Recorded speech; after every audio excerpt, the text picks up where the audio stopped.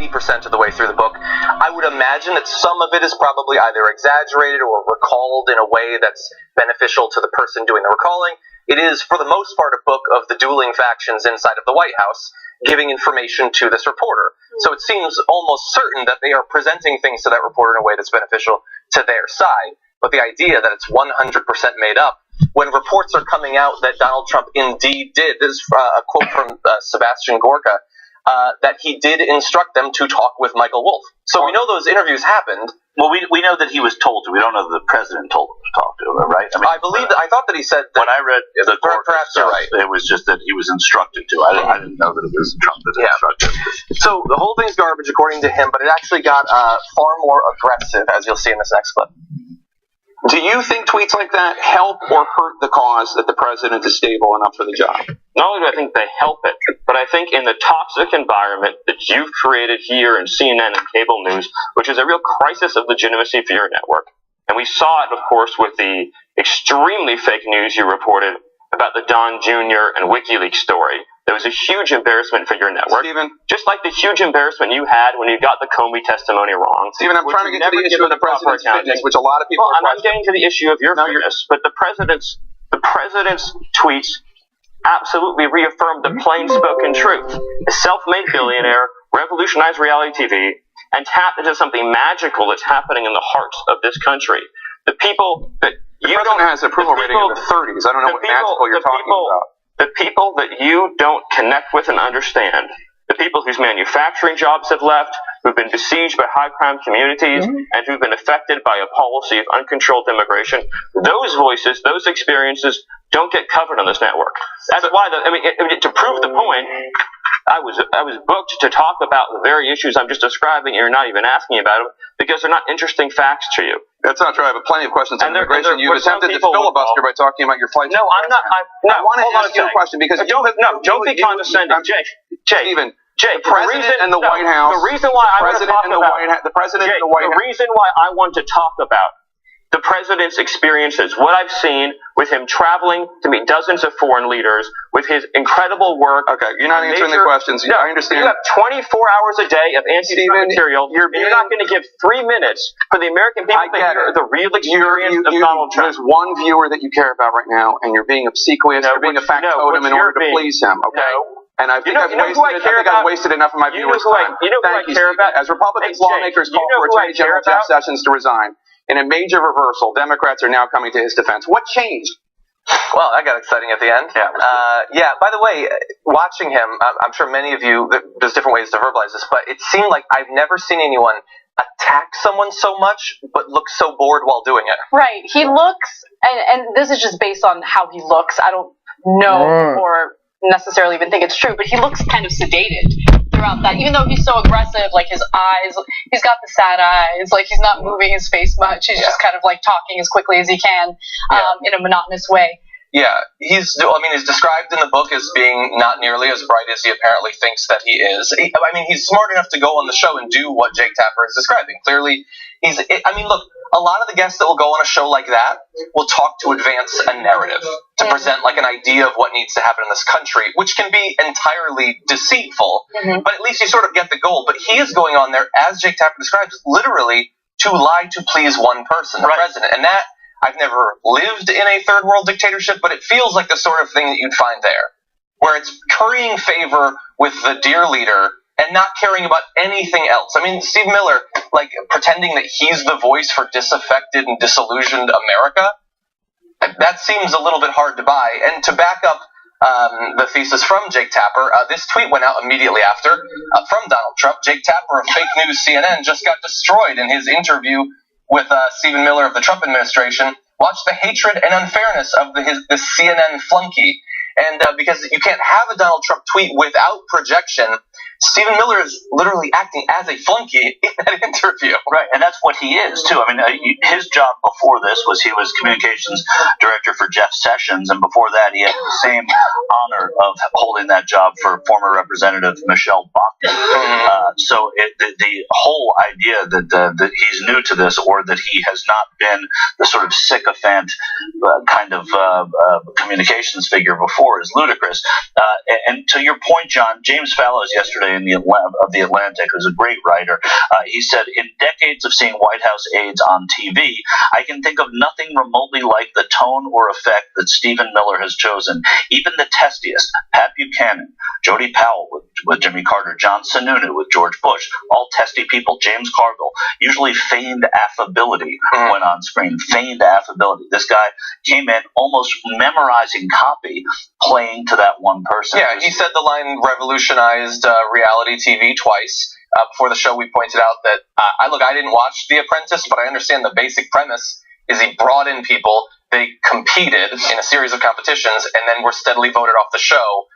I'm not a historian of TV, but that doesn't seem like a revolution, or if it was, it didn't start with The Apprentice. Oh yeah, it wasn't a renaissance, he just carried it forward. But he has to say those things, he has to call him a genius, because he's trying to appeal purely to the president. So it's actually that whole appearance by Stephen Miller was pretty ironic, because the whole point of him being on there was to essentially speak out against the book, or, the truthfulness of the book, and he's just reinforcing what the book's main thesis is, right? That Trump is this person who needs to be surrounded by individuals who, to his face, will tell him how great he is and how right he is, but behind his back, they have all sorts of insults regarding, his mental capability, his intelligence, his fitness for office, all of that stuff. I mean, he's just literally sitting there saying all of these great things about Trump that can't be backed up. He got so incredibly offended when Jake Tapper, accused him of trying to please Trump or speak to his audience of one, when Trump's tweet proves that's exactly what happened. Trump was sitting there. By the way, he's sitting there watching a CNN segment. He's the president of the United States. Sitting there watching Stephen Miller's performance and then immediately tweeting about how he destroyed Jake Tapper, which... Right. Also, he was at Camp David with congressional leaders, right? So he's like, everybody stop doing what we came here to do so we can watch Stephen Miller on Jake Tapper talk really nice things about me. I'm sorry, I'm gonna read one more tweet from Jim Fallows, because it's important. The obvious difference would seem to be that all the rest were conscious of playing to larger audiences. The public, congressional foes and allies, the DC opinion machine, where it mattered they seemed likable. Miller does appear, as Tapper said, to have one person, one audience in mind, and that's unusual that this happens this way, and that's why Tapper's reaction to it I thought was so strong. Yeah, and so you might think, so look, obviously this is disconcerting, but why have this be the first story we talk about the show? But I think it does matter that if you analyze based on our experience watching Donald Trump, but also the information given in the book, this is a person who desperately wants to be liked and is predominantly influenced by the last person he talked to, which means that, at least hypothetically, if he was surrounded by the right sort of people who could manage the worst impulses of him, his psychological and mental deficiencies, then perhaps he could be pushed in a way that he's never going to be a good person, he's never going to be a good president, but maybe you could get a little bit of legislation that would help this country. We do have problems that could use some fixing. But if he is continuing to surround himself, even after the ouster of Steve Bannon, by people like Stephen Miller, then it's unlikely that that's going to happen. His need to be liked and his need to lash out at the media that he wishes loved him into his second year of his presidency is the driving force of this presidency right now. And so if you have any hope for anything positive happening coming out of the White House before the next election, this is pretty good reason to believe it's not going to happen. Right, and I just want to make one more point about, again, the main thesis of that book, which is that he's surrounded by people who think that he's an idiot, but they won't tell him to his face. Keep in mind that this White House, this administration, has had one major problem from the very beginning, which is people within the White House constantly leaking things to the media to prove how incredibly incapable Trump is of doing this job properly, right? Why do you think these leaks are coming out? They're coming out from White House staffers.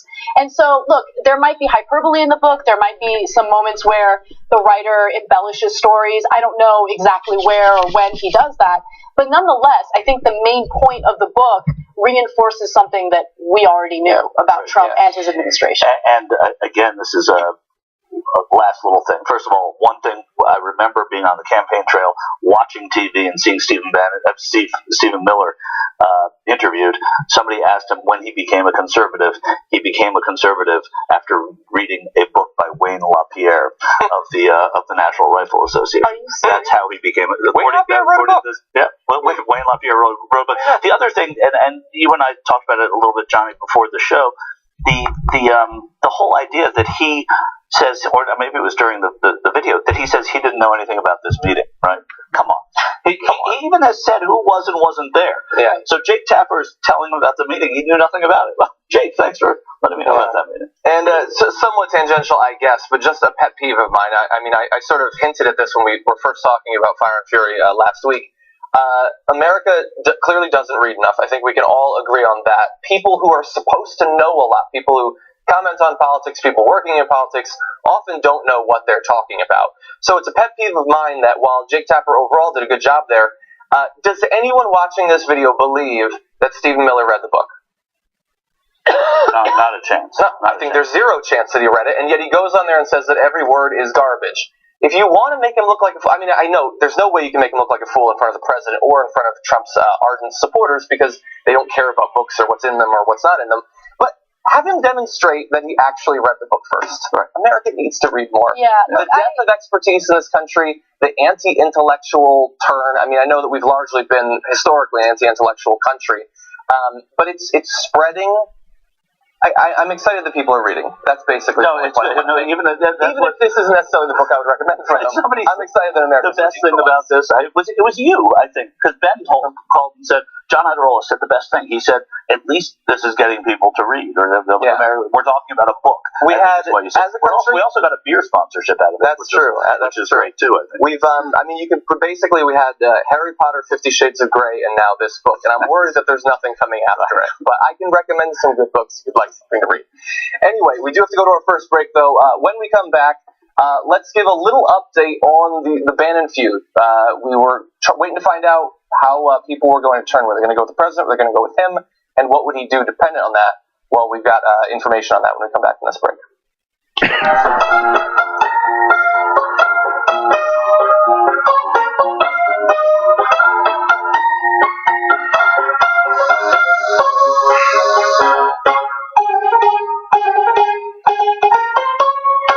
I have decided that I'm going to get ripped.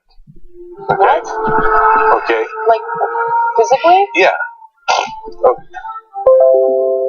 What, you don't believe me? I 100% don't believe you.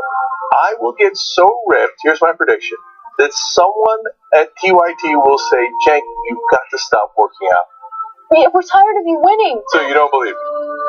Jake, you don't have time to, do your daily duties for the main show. You don't have time for your daily duties. Because what you guys don't know is how great my muscles already are. It's absolutely possible.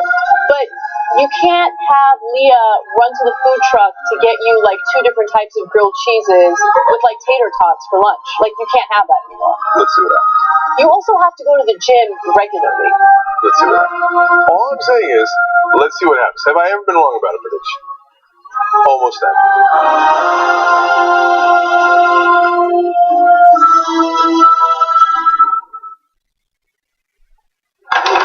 I just shot a clip. It's time sensitive and it needs to be edited. Did anybody call for an editor?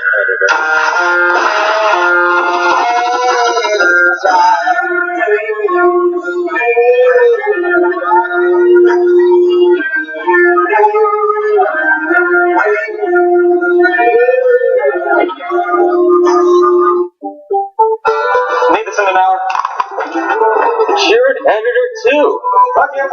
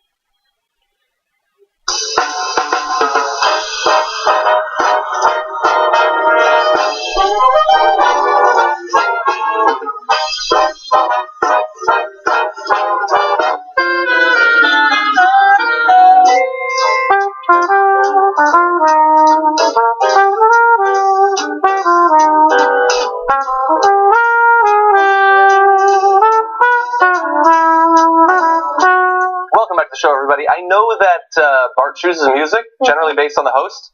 I don't know what led him to pick I don't that think for me. it's based on the host. I think it's based on the story selection. Sometimes it's mood. Okay, well, it's classy music. Sometimes he puts Genesis on because I'm the host, but that's beforehand because we can't just play it. Yeah, that's true.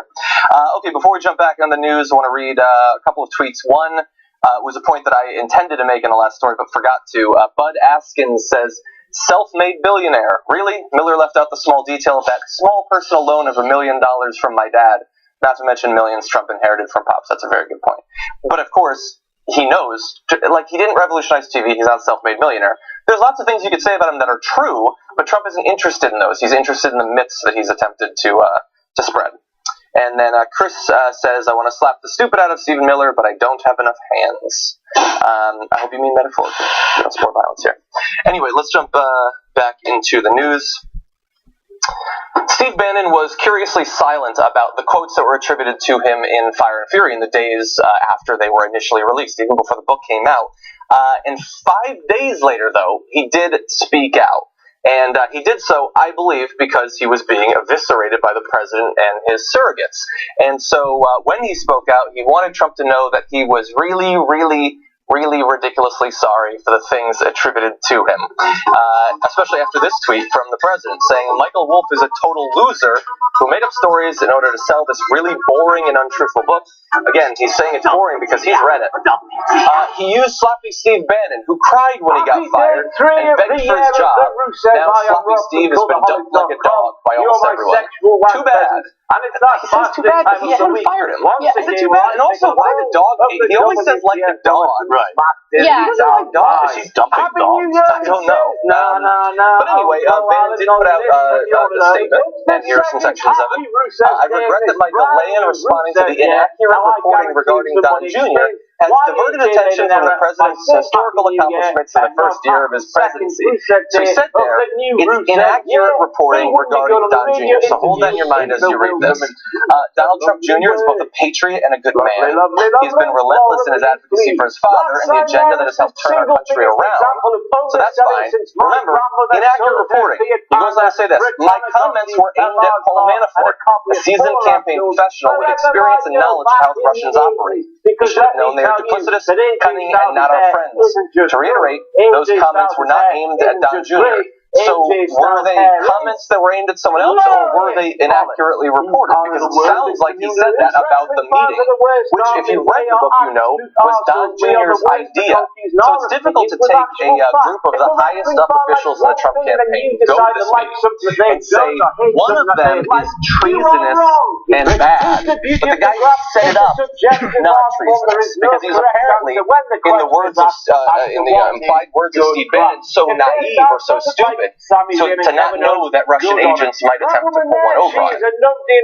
Is that what we're supposed to take from this? Yeah, I have so many thoughts. First of all, I don't believe anything that Bannon is saying, especially now, considering his entire career is on the line. There's, a significant likelihood that he won't even be employed by Breitbart anymore because Rebecca Mercer is pulling funding. Well, not pulling funding for Breitbart, but made it very clear that she is not supportive of Steve Bannon. But I want to just very quickly go back to Trump's tweet. And again, his tweet, in my opinion, just reinforces the main thesis of that book, right? Like, he tells himself all these little lies to feel good about himself. The fact that he thinks the book is boring. If the book is boring, then it wouldn't have dominated the news cycle for how many days now? It's all anyone's really talking about.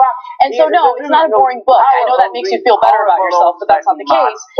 And secondly, look, Bannon is so pathetic. So I didn't expect this, to be honest, because he presents himself as this, like, strong-willed, stubborn guy who won't kowtow to anyone. And to see him tuck tail and kiss up to Trump's son like this, calling him a real American patriot, it's funny and it's pathetic and it's embarrassing for Bannon.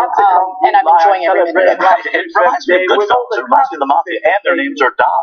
So it's like on top of that, it's even better. But you have the guy who crossed the Godfather, and then he comes back. Hey, sorry, didn't mean to say what I was saying. No, sorry. Great man. This guy's a great man.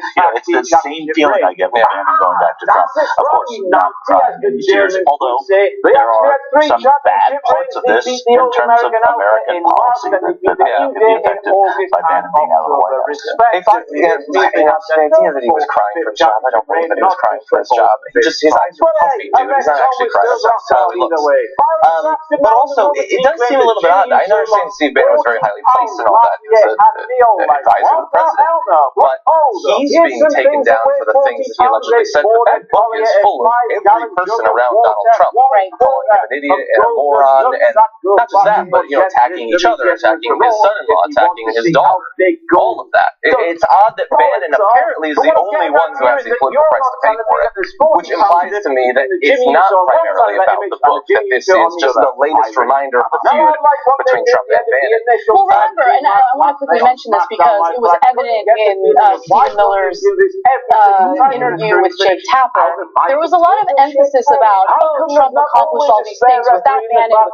Bannon, he wanted to take all the credit. Remember, Trump is a very egotistical person, and early on in his presidency, Bannon would get a lot of credit for being the mastermind behind Trump's policies. Exactly. Look, Trump did not like that. He did not like someone else taking the credit. And remember, Bannon was the one that was accused of constantly leaking to the press, which he very well might have done. But we know that this White House has had an issue with leakers in general, including right now with Bannon gone.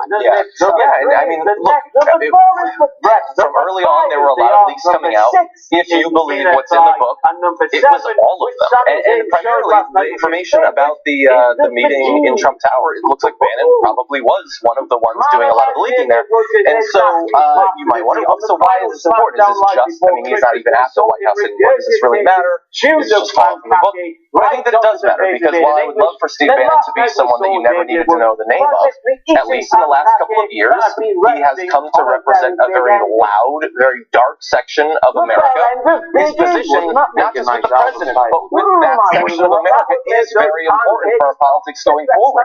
And if the big backers of his site go with Trump instead of him, if the alt-right decides that they prefer Trump to Bannon, who used to be one of their intellectual leaders, that's extremely significant. So this is not for nothing that this is going on, whether Trump accepts him back into the fold again.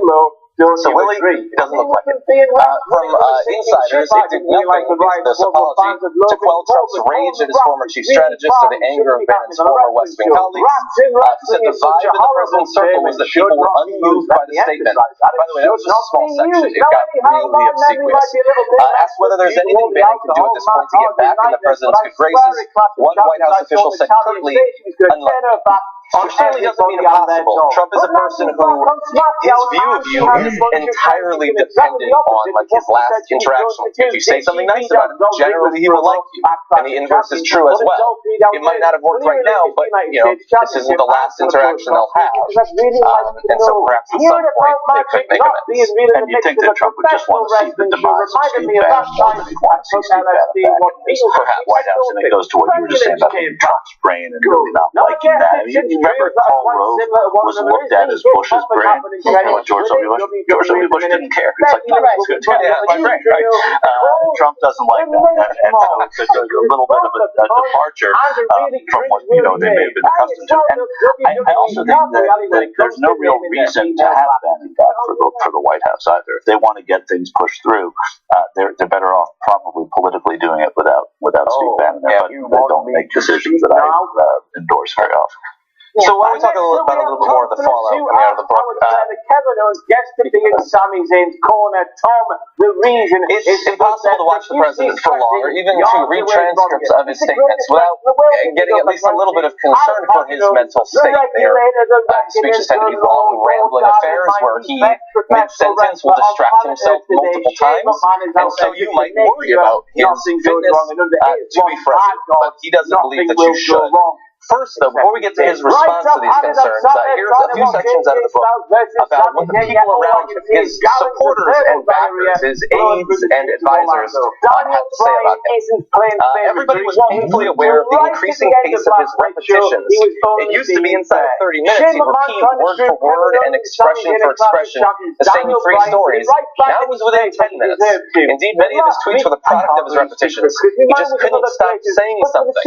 Everyone, in his or her own way, struggled to express the boldly obvious fact that the president did not know enough, did not know what he didn't know, did not particularly care, and to boot was confident, if not serene, in his unquestioned certitudes. There was now a fair amount of back in the classroom giggling about who had called Trump what. For Steve Mnuchin and Reince Priebus, he was an idiot. For Gary Cohn, one of his friends, he was dumb as shit. For H.R. McMaster, he was a dope. The list went on. And so while I am confident that Donald Trump has not read the book, he has certainly seen some of these quotes, if on the media, if nowhere else. And so this is what he had to say in his defense. Now that Russian collusion, after 1 year of intense study, has proven to be a total hoax on the American public, the Democrats and their lapdogs, the fake news mainstream media, are taking out the old Ronald Reagan playbook and screaming mental stability and intelligence.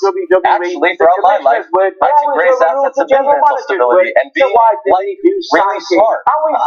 Being really smart. That is not a training script. He wrote that. So, let me just finish it before you get it. Crooked Hillary Clinton also played these cards very hard. And as everyone knows, went down in flames. I went from very successful businessman to top TV star to president of the United States on my first try, which is an interesting note considering that he has run previously back in 2000. I think that would qualify as not smart, but genius, and a very stable genius at that. You went bankrupt so many times that you couldn't get U.S. bankers to give you loans. Okay, you are not a smart businessman. And also, when I first heard this statement, I thought it was a verbal statement that he had made, which is why the word "like" was included right before he called himself a stable genius. But no, he thought it was a good idea to include the word "like." Sometimes he has done when he says it as well. When he speaks it, he says it when he says it. I'm like really smart, he but does he that. Wrote it. He wrote it. Yeah. He wrote it. Maybe that's supposed to be humility. I don't know. I don't understand. Okay, so that's a small note. That's a small note. There was something else I wanted to touch on in regard to his tweet, but go ahead. You wanted to jump in? I was just going to say, look, I mean, obviously we can respond to him saying that he's a genius. That's one thing. It's laughable. A genius wouldn't call themselves a genius. All of that. He called himself a very stable genius. I would be... You mentioned this earlier, and I totally agree. Like, I would be humiliated with myself if I had ever posted something like that. Like, how smart I am. No, I mean, there's no humility. There's nothing like that. And by the way, just really quick, touching on what he said about the Ronald Reagan playbook. So toward the end of Ronald Reagan's presidency, there were signs that something was wrong, right? And then later, in the 1990s, I believe it was 1994, it was proven that he had Alzheimer's. So there was no shady playbook where people were trying to defame him and his mental health. There was something wrong. People noticed it. The way, the rhetoric around it was obviously very different back then, because Ronald Reagan wasn't, this vicious clown like Trump is, so people talked about these issues in a different way. But to make it seem as though, people were lying about Ronald Reagan's mental health is a complete and utter lie. Right, and the fact that for him to say it's out of the playbook is sort of endorsing, because they were right when they talked about that playbook. When the media and the political opposition were saying that about Reagan, that he seemed a little out of it, he seemed to be forgetful, he wasn't as tuned in, they were right. He was had a deteriorating a mental acuity at that time. And so I think that's important to point out. I think too, when you heard what he said about his success and being a genius, one of the interesting things, there were people digging these up all weekend, but of course Albert Einstein saying I'm not a genius, Bill Gates saying I'm not a genius, and then Donald Trump saying I'm a stable genius, and then stable genius. Charlie Pierce tweeted Secretariat was a stable genius. That's good. Which I thought was really good. You want to get to the horse in the joke, but it's hard. It's hard to, but it's there. And so look, I mean, it could be. I mean, he doesn't have to be suffering mental decline. It could be. I mean, people are forgetful. I'm actually notoriously forgetful. My girlfriend gives me hell for it all the time because I forget things. but it's not like we have to go looking for things to be concerned about with Donald Trump. It's difficult to see him speak, to read a statement from him, to read a tweet. He never lets us go 5 minutes without seeing an example of very odd behavior. And we've got now a scoop from over the weekend that was given to Axios, one of his inner circle, giving his recent schedules that either could be an indication of this or could simply provide you some, I think, very useful information about the state of the White House these days. So, here's a couple of examples of his daily schedule. Information that's generally considered classified is destroyed at the end of the day. Oh, shocking. Another leak coming from the White House. Exactly. On Tuesday, Trump has his first meeting of the day with Chief of Staff John Kelly at 11 a.m. So his day starts at 11 a.m. It's a common refrain in these different schedules. Now, George W. Bush apparently started his day at something like 6:45, which is crazy. Barack Obama sometime between 9 and 10:30. Something like that. Okay, so maybe that's not a big problem. He then has executive time for an hour. Executive time is described as largely personal time, much of which is taken up by tweeting and TV. If you follow him on Twitter, that matches up well. So he has that for an hour. Then has an hour lunch. Then it's another 1 hour, 15 minutes of executive time. So, I mean, we're on into the afternoon with him having had one meeting with Chief of Staff John Kelly. Now, those meetings are important. You should meet with your Chief of Staff. But hitting 1, 2 p.m. at that point with only that, it's difficult for a president to get his job done at that point. Seems like at that point he would need some executive time. You'd think. Relax a little bit. Then he meets with National Security Advisor H.R. McMaster, another important meeting. Then another 15, yes. Then another 15 minutes of executive time before he takes his last meeting of the day, a meeting with head of presidential personnel Johnny DeStefano, before ending his official day at 4:15 p.m., having done perhaps 2.5 hours of work at that point. And that's checking in with your chief of staff, checking in with the NSA advisor. I'm assuming in that first meeting he gets his intelligence briefing, which we know he doesn't pay much attention to. I mean, this is a guy who says this is great news, though. This is great news. Okay. He's presidenting less. Mm-hmm. And, so the fact that he's being handled, he's doing these things, I think that the less hands-on he is to a degree, I think the better for everybody. So I agree with you, and there's really two ways to look at it, because there's that perspective, and then there's the perspective of if his time is used tweeting, and we know what his tweets are like, he's essentially, stroking tension with other foreign leaders, threatening nuclear war. Right. No, I was a little tongue-in-cheek. You're right. There's a serious side to it. And also, look, I feel partly guilty because I feel like we should stay on this story as well. But, Puerto Rico, it's been 3 months since, that hurricane, still no power. Kids are going back to school, I believe, today. And their classrooms. For tomorrow's show, actually, about that. Yeah, so we'll go back and cover that story. But there are all sorts of issues that are impacting American citizens right now that he is not focused on because he's too busy watching CNN, watching Fox News, and tweeting out, whatever he wants Fox and Friends to support on any given day.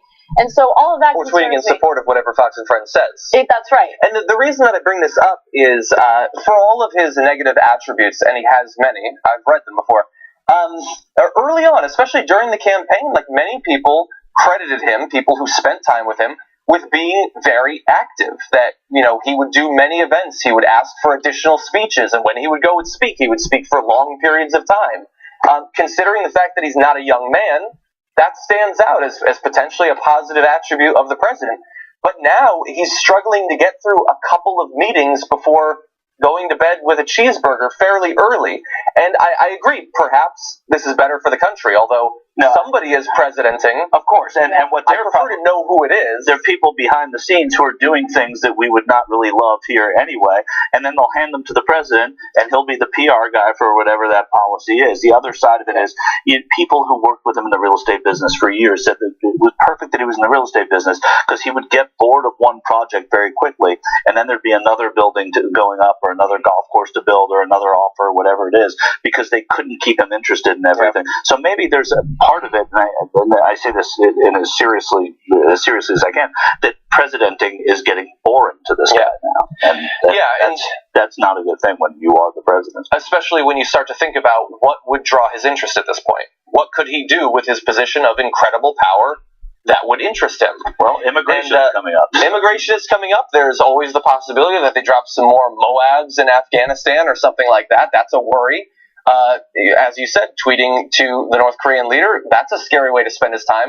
Now, I would say that it's likely that with the election coming up, he will probably find this a great opportunity to do some self-promotion by going around and doing speeches. Perhaps that will take his mind off of some of the more negative things he could be doing to this country. But I do think it's really fast. I think it's very important that we understand the president's frame of mind, because especially with this president, because he is not a president who is bounded by common sense, attachment to reality, or the advice of his advisors. He's a person who dwells in his own mind, and so we need to understand it.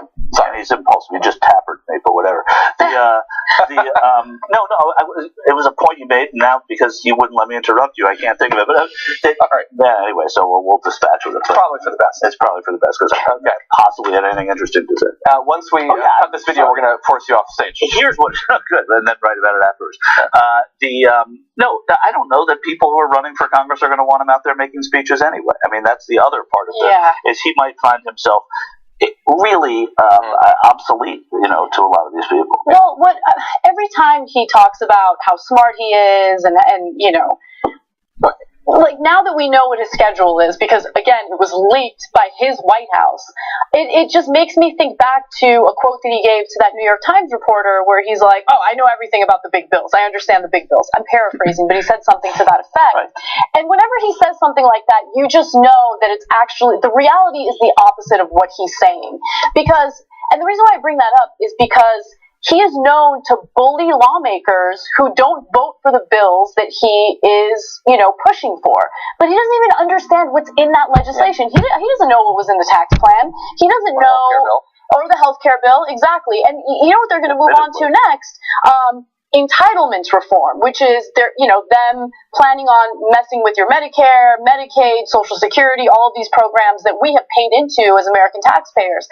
And I have no doubt in my mind that he's going to bully people who realize A, this is unpopular, and B, this is going to be deeply troubling for the American electorate, the people who are going to go out there and cast their ballots for us as politicians. So we'll see how it all plays out. But he is incredibly ignorant about legislation and foreign policy, domestic, everything. And that's the part that worries me the most. Yeah, sure. Okay, we do have to take our second break, though. When we come back, a lot of big corporations made some promises in advance of the tax bill being passed, that there would be jobs as a result of it. We've got a little update for you. Probably not going to surprise many of you, but we'll cover when we come back to this break.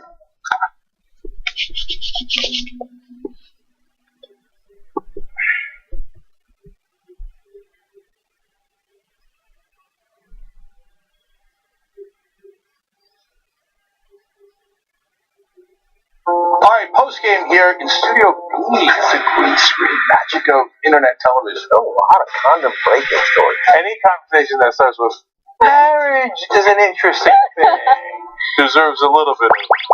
When the kid cries, perhaps that's that is an opportunity to do some. It's an opportunity to do some parenting.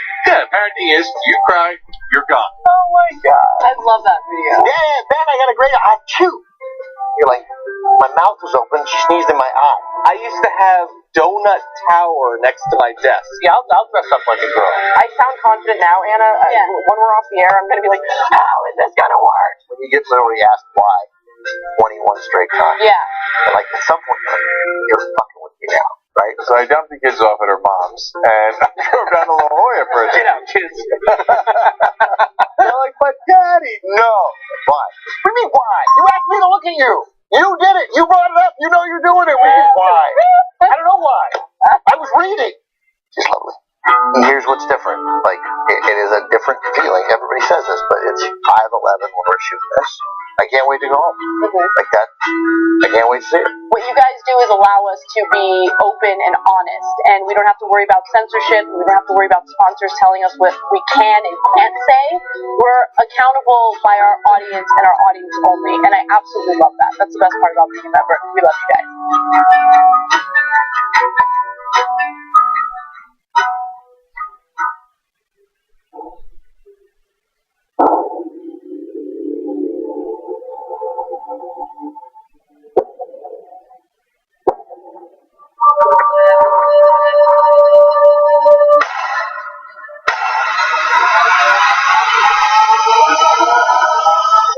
easy for me. I started off in Brooklyn. My father gave me a small loan of $1 million. All my life, I was told no. You said I had small hands. They're not small, huh? I never heard that one before.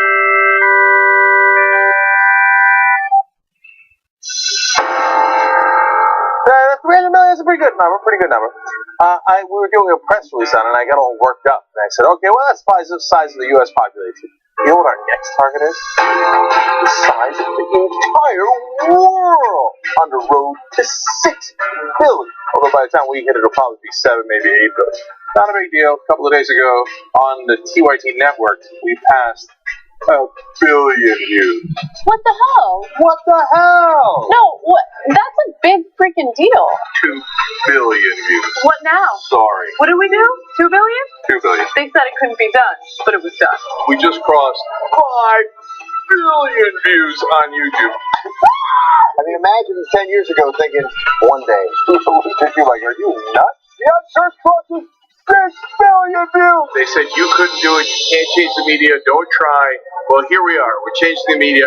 Thank you, thank you, thank you.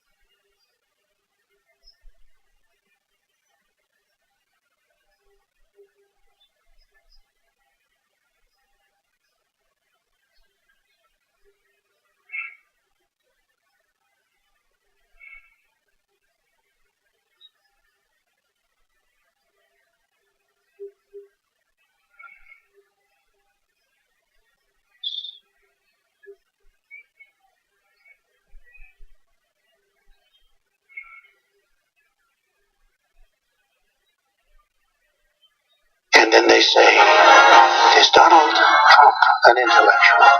Trust me, I'm like a smart person.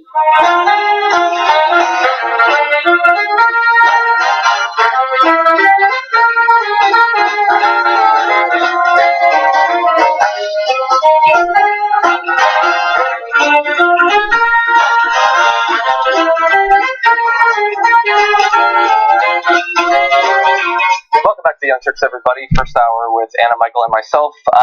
Let's read a couple of members' names before we jump back into the stories we still want to get to.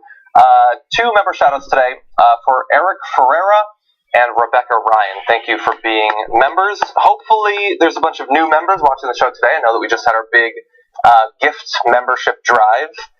So welcome if you're a new member to the show. And with that, why don't we jump back on the news? Before and after the big Trump tax bill, a number of corporations that are going to benefit greatly from those tax cuts made some pretty big promises about what's going to come from the bill.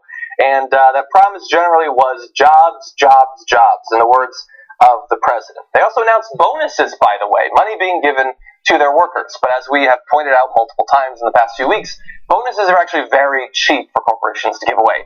Higher wages and new jobs, much more difficult. And are they actually going to do it?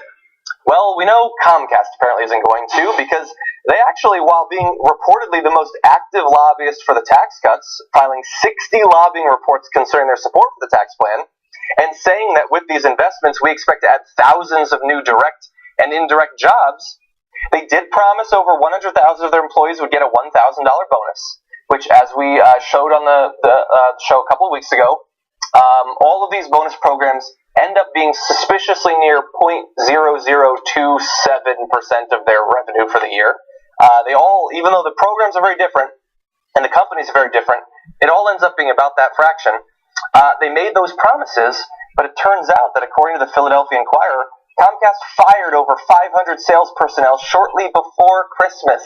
Oh, good, it was before Christmas. Before Christmas. So it'll sting a little more. A little bit more. And this is like, while they're putting out these quotes, they're with the one hand, they're promising $1,000 bonuses to the workers. With the other, they're throwing out 500 workers. There's actually more to it than just that, but They did say, though, the terminated employees can receive a $1,000 supplemental severance payment that matches the size of the bonuses of people who will keep their jobs for now. But they also had to sign a non-disclosure agreement as part of their severance package, with the goal, of course, being that you would never find out that while they were promising jobs, they were actually cutting hundreds of jobs. But oops, it came out. What's an indirect job? I don't know. I think it means that the $1,000 bonus will go to their workers, they will spend it, and someone will get a job. Maybe. By the way, those aren't the only jobs lost. Separately, Comcast is also laying off 405 employees from a single facility in Atlanta and moving other employees from that facility to different sites. That's what we found out in the immediate aftermath. We also showed you how AT&T had cut over 1,000 jobs after promising many jobs would come from these tax cuts. So, I know the people who watch this show are exactly the sort of people who are not going to be surprised by this information. But we do have to spread the word that all of their rhetoric about what the tax cuts were going to do, both philosophically, ideologically, and when it comes to reality, never made any sense whatsoever. Right, and I think that's the reason why the approval for the tax plan was so incredibly low. There was a huge disconnect among members of Congress and, the actual electorate in terms of what they wanted and what the ramifications will be. So Congress, is selling this as a legislative win, at least the GOP is, right? But at the same time, it's not really a legislative win if the electorate doesn't find this new law to be a good thing or popular. I was going to go into this long tirade about how, it's good that we're spreading the word because we got to make sure people know about what's really happening. The mainstream media is not covering it. But to be fair, there was quite a bit of coverage about how negative the tax plan would be for the country. Yeah. And I think people are paying attention. People know. And my prediction, and this is just a prediction, is that the Republican Party will pay for this because people are going to see these jobs getting cut.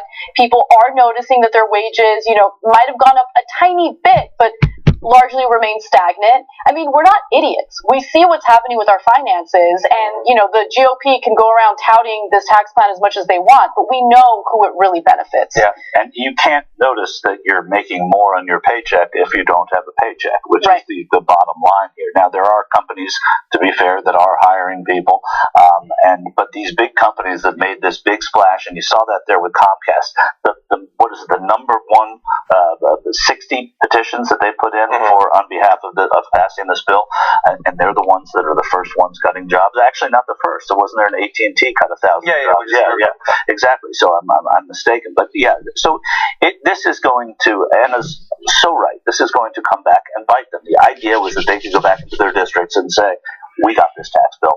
Now reelect us. We got this tax bill." But if this tax bill starts being the focal point of people who are losing their jobs and are now scared because the taxes are going to, it's only an incremental little bit that they're getting and they're not getting a wage increase, it's not going to work. It's going to backfire.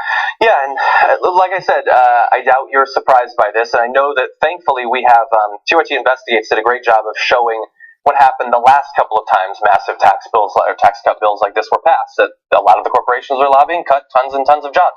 Tens of thousands in some cases. So they're going to be keeping track of this throughout this year. But also, if you see one of these corporations that was out front making these big promises, if you see maybe it only hits in local or state newspapers, and maybe I wouldn't notice it, but you can send it to us so that we can keep these companies accountable and have, going into the election, a bill that was already unpopular before it was even passed take a major toll on the Republican Party.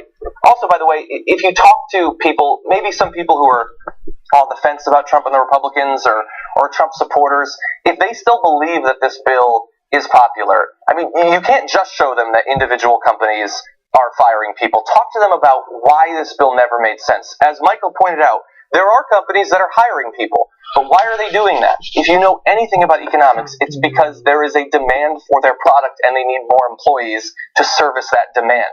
They don't hire people because you give them $1 million and they suddenly feel charitable. That's not how businesses function. And we have to stop treating jobs as if they're all the same. Because while unemployment is down, underemployment continues to be a severe issue that goes unaddressed, right? Yeah. So how many full-time jobs that provide a living wage and benefits are being created? How many of those jobs exist? How many are being created? Right. I mean, it's always, job creation. But, getting a part-time, no benefits job that pays you minimum wage is not a great job that's going to help you make ends meet and put food on the table for your family. Or an indirect job. Yeah. Or an indirect job. No, that's a great point, which is why at the same time that we're fighting tax bills like this that are going to hurt actual working Americans and benefit corporations who aren't going to hire, we also need to have groups like Fight for 15 out there and all the activists who are trying to make sure that people actually get wage increases, because they're not going to come from tax bills like this. Correct. Okay, let's move on to something slightly different. Last week, tragedy struck one of the women who recently accused Roy Moore of sexual misconduct during the Alabama Senate race. Her name is Tina Johnson, and tragically last Wednesday, her house burned down. Now, she told AL.com back in November that Moore made inappropriate comments and groped her when she visited his law office in 1991. Johnson was 28 while Moore was 44 and married at the time. That's a fun little topic of conversation for the Moore family. But she made that accusation, and now her house has burned down. Now, the Etowah County Sheriff's Office said the fire was being investigated as arson, and they have talked to a person of interest, though no charges have been filed. According to Johnson and neighbor Kevin Talent, other neighbors witnessed a young man who had a history of public intoxication walking around the house before and during the blaze. One of the women said a woman neighbor told her that the young man in question approached her as she was getting in her car that morning and asked if she thought Johnson's house was going to burn, which that's an icebreaker right there. Or a great prediction. A great prediction, if it happens. The neighbor didn't know what he was talking about, she said, because flames weren't visible at the time, and also because that statement is batshit crazy. For those two reasons, she didn't know what he was talking about. Now, the county sheriff's department, one of the spokespersons said, the ongoing investigation does not lead us to believe that the fire is in any way related to Roy Moore or allegations made against him. More details will be released when warrants are obtained, and I hope that is the case, because the idea that a woman who spoke out and was viciously attacked by Roy Moore and his campaign, surrogates, people like Donald Trump, the idea that on top of that also could suffer this sort of arson is a little bit too much to bear. It's hard to believe that it's not, though, John. I mean, it could be just a guy who's publicly intoxicated and started a fire. Right. That is possible. It seems suspicious, the timing and all that. Exactly. But I don't want to jump ahead of myself. Now, while that is terrible and could harm your view of humanity, thankfully we do have a little bit of good news. A GoFundMe campaign for Johnson had raised nearly $180,000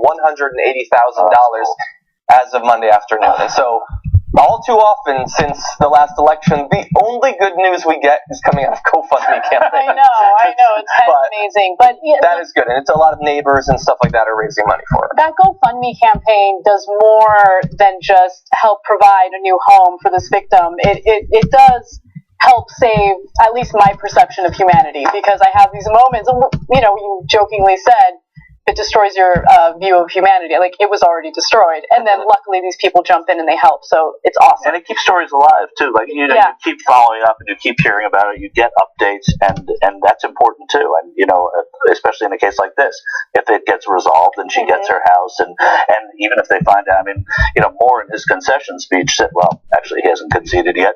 But if they get to the bottom of this and they find out that it had anything to do with somebody who knew who she was, then it keeps that story out there, which is important. Right. And I just want to make a quick statement. Obviously, we don't have all the facts yet. The investigation's underway. And so this statement is only valid if they prove that this person is doing it in retaliation of her accusations against Moore.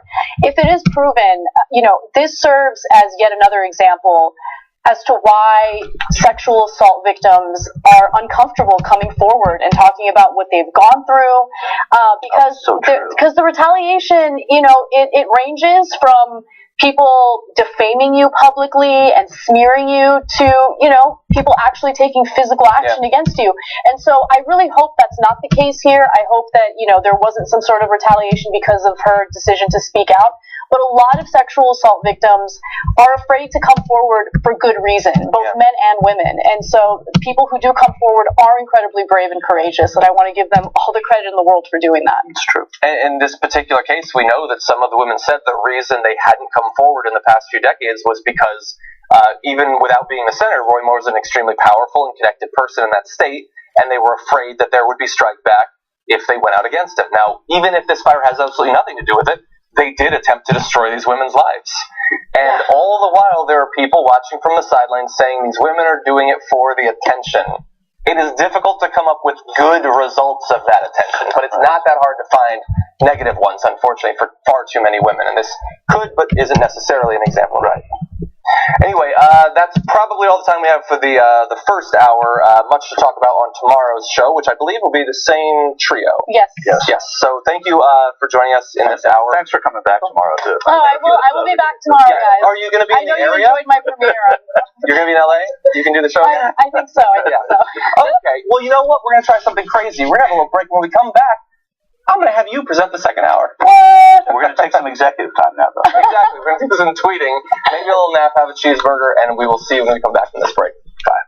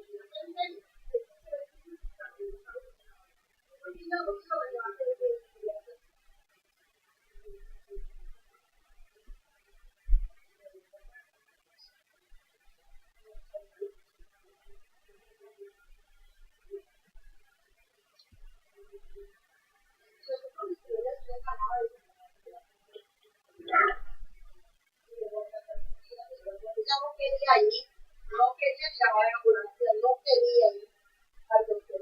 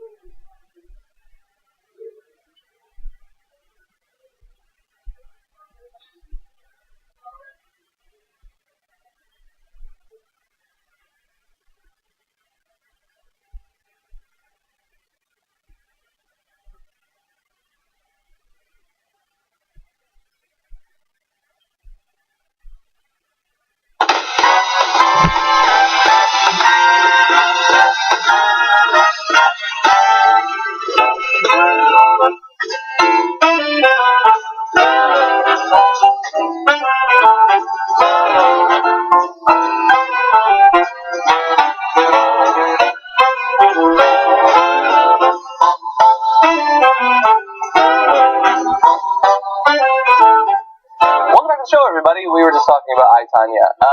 But we do have lots of news to get to. Before we do that, though, I want to read one or two tweets in response to me talking about the membership drive. Loudney said, "I just received my TYT shirt and members hat."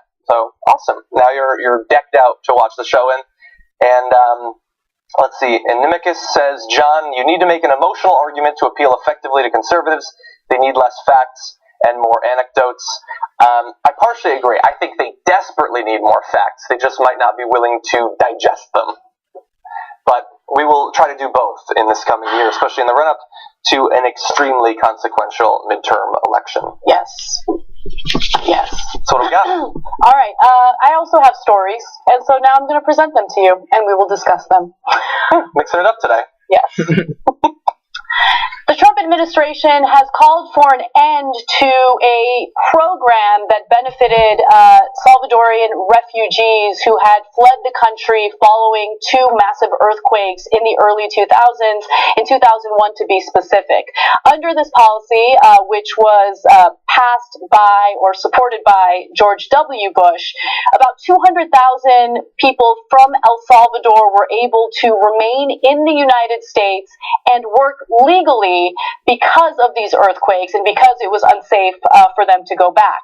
Now, the Trump administration has come in and they are ending the program.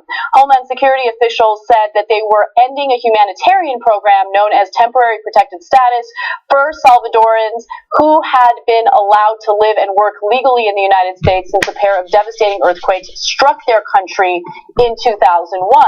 Now, what happens after about a year is the sitting president will make a decision as to whether or not the program should be extended. And over again, both George W. Bush and Obama decided to extend the program because things did change in El Salvador. The infrastructure was, for the most part, rebuilt. At least that's the way it's being reported.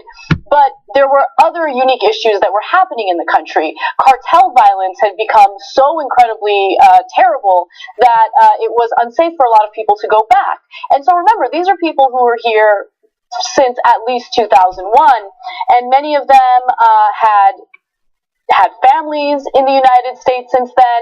Some of them actually opened their own businesses and employed people in the United States, and some of them even bought homes in the United States. And so an end to this policy could mean a lot of confusion and chaos for these individuals.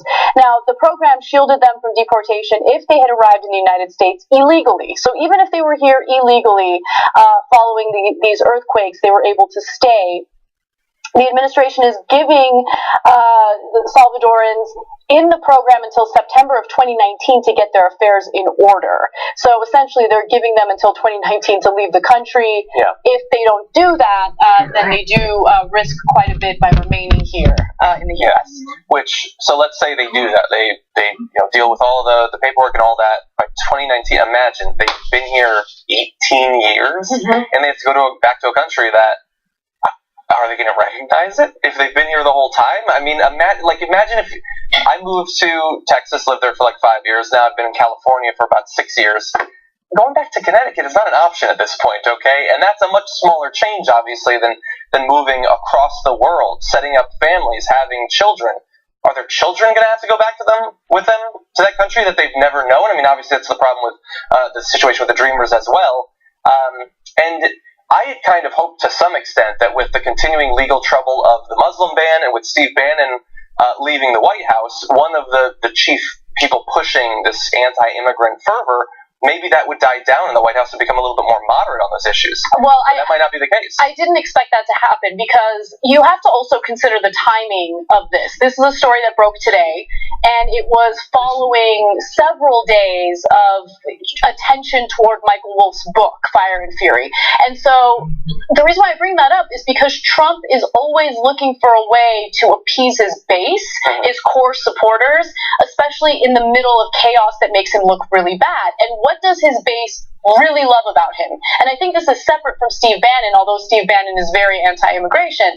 They love hating on immigrants. They love the idea of the wall, which, by the way, Trump has asked Congress for $19 billion to build the border wall. That was the story. Congress of Mexico, right? Yeah. No, pay for it? Congress of the United States. That was a story that, by the way, went under the radar because of all the attention on Michael Wolff's book. But nonetheless, these are people that, again, they have businesses in the U.S., they own homes in the U.S., they have children in the U.S. In fact, let me give you some of the exact numbers.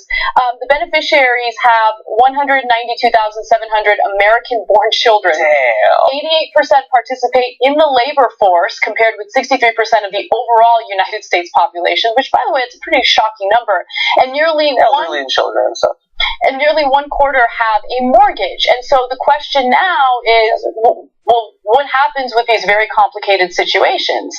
What happens to the businesses that they've developed and the people who are now employed under those businesses? What happens to businesses that have employed them? There was one employer who was worried because it's, a construction company and they're helping to rebuild Texas following the hurricanes. And he's like, I don't know what I'm going to do now. I mean, my workforce will be gone, and I desperately need them to help with these rebuilding projects. Yeah, I mean, it's a rough situation. I mean, some of the Trump supporters tell themselves that they're just in favor of law and order, and, too many people are here illegally, we need to get rid of them. Of course, these people are here legally, so ending the program seems like an unnecessary way to make them illegal. And then you have a significant portion of the country that says, they're not Americans. I don't care how long they're here. Fuck them. Get rid of them. Right. Now, that is not a majority of the country, but it's a significant part. And I think, so you brought up the need to appease his base. I think that Trump and the Republicans are in for some interesting times in that area because the first year legislatively of the Trump administration had two things happen. It had the Obamacare debacle and it had the tax cuts. And the interesting thing about both of those were through the arcane rules of the Senate, it was possible, if you tweaked the rules and if you limited what you were trying to change, that you could get things passed with a sheer majority. They were effectively able to avoid the need to break any sort of filibuster because they were purely financial matters. But they want to overhaul immigration laws in this country, and that is not a purely financial thing, which means that if they're going to do that, they can't do it with 51 votes, which is what they have. They need 60. Now, they could reliably get a couple of Republicans in Democratic clothing to sign on to any kind of draconian immigration overhaul, but they can't get 9 of them to do that. And so while he might allow this to lapse and want to throw people under the bus, there's every chance in the world that if the 9 Democrats they need put this in as a part of it, include the resolving the legal situation of DACA, obviously, this and some other stuff, he wants to just go fire and brimstone, but in this case, his arms are tied, or at least Mitch McConnell's are. They're going to need some of those Democrats. Not only are they going to need some of those Democrats, you have to keep in mind that there are Republicans who are moderate on this particular issue that aren't as draconian on immigration as Trump is. Yeah, that's true. And so it's interesting to see how things play out. I will say that I'm beyond disappointed by Democrats so far when it comes to the DACA issue. I feel like they could have fought much harder. And so you're saying tying into the budget. Tying into the budget, and, I want to see them fight harder. And remember, that deadline is coming up very quickly. In March, who knows what the fate of these DACA recipients will be. But I want to see more leadership from Democrats, and more importantly... Well, this is their opportunity. It is absolutely their opportunity. I hope they take it. So far, I don't see a lot of room for disappointment, but we'll see how it plays out. Yeah. All right, so let's move on to some other news. The The Golden Globes recently took place, and one of the more memorable aspects of it was a speech that Oprah Winfrey gave when she was receiving the Cecil B. DeMille Award. Now, the speech was so incredibly powerful that some are now thinking that maybe she is positioning herself for a presidential run. This is not something that she has confirmed. However, Which has been lost in a lot of the discussion about it. Right, exactly. That has been lost in the discussion about it. She hasn't said anything. She hasn't said anything, but I will say that, from the very beginning of the Golden Globes, there was talk of her running for president. And who knows how it's all going to play out. But I will say that I enjoyed her speech, mostly because we haven't heard a lot of intelligent, inspiring speeches lately. And so I forgot what it was like to hear someone speak intelligently. But she said a lot of powerful things. I want to give you two highlights that stood out for me that I absolutely loved. So let's get to it. Graphic 46. She said, "What I know for sure is that speaking your truth is the most powerful tool we have, and I'm especially proud and inspired by all the women who have felt strong enough and empowered enough to speak up and share their personal stories." Now, that was in reference to the women who have come forward about, the sexual assault, sexual harassment, and in some cases rape that they endured in their past. She also said, I've interviewed and portrayed people who've withstood some of the ugliest things life can throw at you, but the one quality all of them seem to share is an ability to maintain hope for a brighter morning, even during our darkest nights. There was, just a lot of positivity in what she was saying, even as she was talking about, some of the persecution people have dealt with in the past. And so, yes, it was powerful. I absolutely loved it. She also said, it was, again, so inspiring and so powerful that people were like, is she going to run for president? And her longtime boyfriend, Stedman Graham, said, it's up to the people. She would absolutely do it. Again, that's not a statement from her. It's from her longtime boyfriend, but still. Yeah. So, look, I watched the speech was great. I really did like it because I like a good speech. I'm that sort of political nerd, I guess. And it was a good speech. It was positive. It was about an issue that a lot of people care about. I understand not everybody cares about this issue all that much. Some people are pissed off to see it being talked about. I get that. And then you had the social media reaction where, look, some people were super, like, she's going to be the president. She's got to be the president. And my reaction to that would be, this is a little bit premature. My overall reaction is that right now I don't really care because we've got, the most important thing is stopping Donald Trump and the Republicans from doing any more damage to this country in advance of the next election. Then the most important thing is trying to make sure that as many strong progressive candidates win in an election where they are going to be hampered by attacks from Donald Trump and the Republicans, voter suppression, gerrymandering, and attempts from outside of this country to influence the chances of progressives winning. Those are the first two things. Then we're going to have 4 years of talking about the next election. Or 2 years, I guess.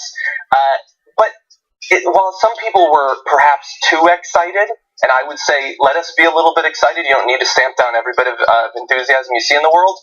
If you feel like it's a waste of time to talk about Oprah being president, at the end of the day, if all you're talking about is why she shouldn't be president, that's still the same conversation. That's just a back and forth that you're now a part of. And there were a lot of people spending a lot of time on Twitter talking about why she shouldn't be not understanding. I know, but there are a lot of people spending a lot of time on Twitter saying all sorts of nonsense. I get that. I feel like that's what Twitter was created for, and so I don't pay close attention to that. I don't care. Yes. What I do care about, and this is, I think, the element of the conversation that always goes missing and drives me crazy, is who is Oprah Winfrey. Like, we know her in regard to her movie roles and the people she interviewed in her incredibly successful career, but policy-wise, what does she support?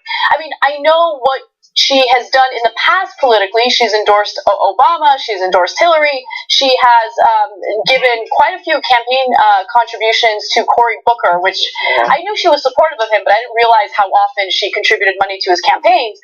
But policy-wise, I don't know enough about her to make a decision, and that's what bothers me. I wish the conversation centered more around, what she would support and what she would fight for, as opposed to, I like Oprah, and, that was a powerful speech, and so we should vote for her. Powerful speeches aren't good enough for me. And they shouldn't be good enough for the American people. We had lots of powerful speeches with campaign Obama, and, you know, when it came to certain policies, he did fall short in pushing for things that progressives wanted. Yeah, as of right now, I mean, I don't even really care because she's not running for president, and we have a long time to wait. But I think she's going to run. I'm going to keep it real. That's just my who the hell knows? I mean, anybody could run. Look, I've already decided. I've been very clear. I want The Rock to be president. Okay. But anyway, if it's going to be a celebrity, why not The Rock? Come on. What if aliens invade? Okay. Take him down.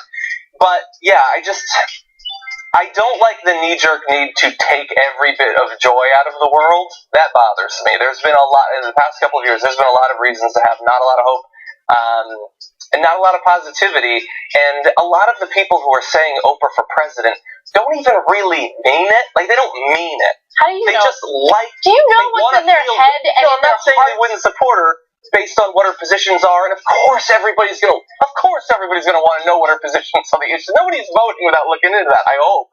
But are you they just crazy? This is America. That's what America's known for. People don't vote for people based on policy positions. Yeah, maybe. And that's devastating. I don't know. I just, because I wasn't actually watching the Golden Globes live, I didn't feel like I had to be a part of that ridiculous back and forth.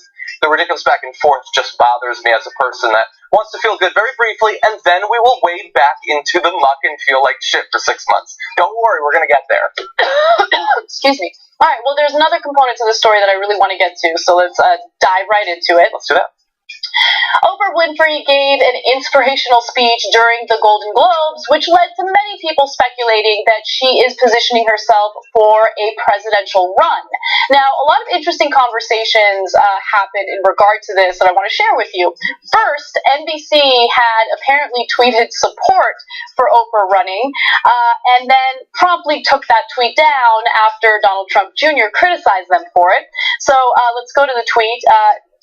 The now deleted tweet said, "Nothing but respect for our future president, #Golden Globes," with a picture of Oprah Winfrey. Now, Donald Trump Jr. did not take kindly to this, and he tweeted about it, so let's take a quick look at that. He wrote, "In case anyone had any doubts about where the media stands, this should take care of it. The bias against Donald Trump is now so obvious, they have simply given up hiding it.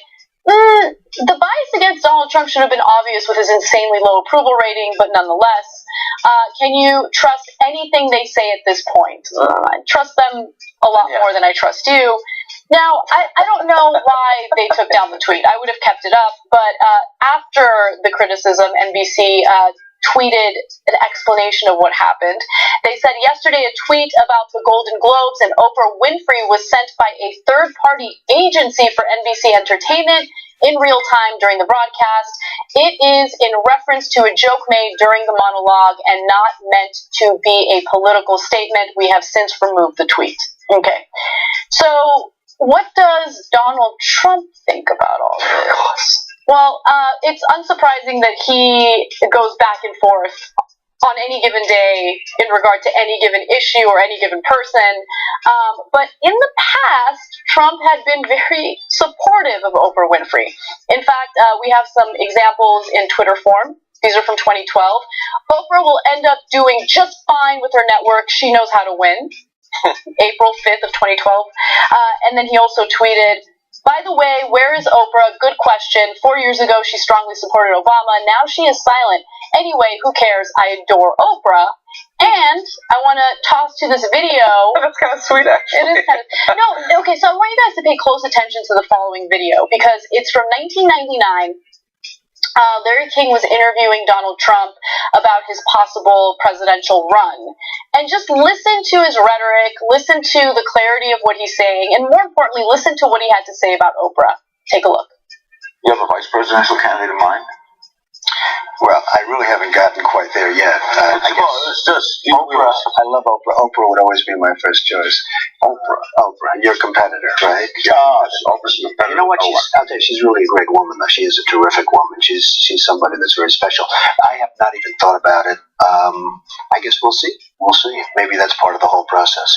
Would she be someone? I mean, kidding aside, that you might think if she'd do it, she'd be fantastic. I mean, she's popular. She's brilliant. She's a wonderful woman. I mean, if she'd ever do it, I don't know that she'd ever do it. She's got. You're asking her. She'd be sort of like me. I mean, I have a lot of things going. She's got a lot of things going. What a ticket! That would be a pretty good ticket, but she's a very exceptional woman.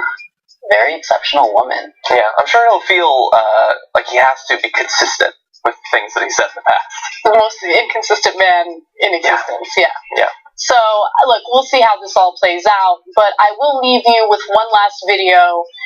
This is Sean Spicer speaking to Piers Morgan about what he thinks about Oprah possibly running for president. Take a look. She doesn't have the political infrastructure, and we've seen this before in our history where people who have tried to pop in that are not in politics and have had a difficult time adjusting. Clearly, Donald Trump. Hold on. Let me finish. Political experience. Sean, you were his press secretary. Have you forgotten? Donald Trump? No, hold on. Piers, let me finish the sentence. I said that was standing. No experience. That was standing. Hold on. Piers, hold on. That was standing. Clearly Raging me away from my gastroenteritis. You're hearing it. You brought back the Piers I know it. Let me finish. Let me finish the sentence.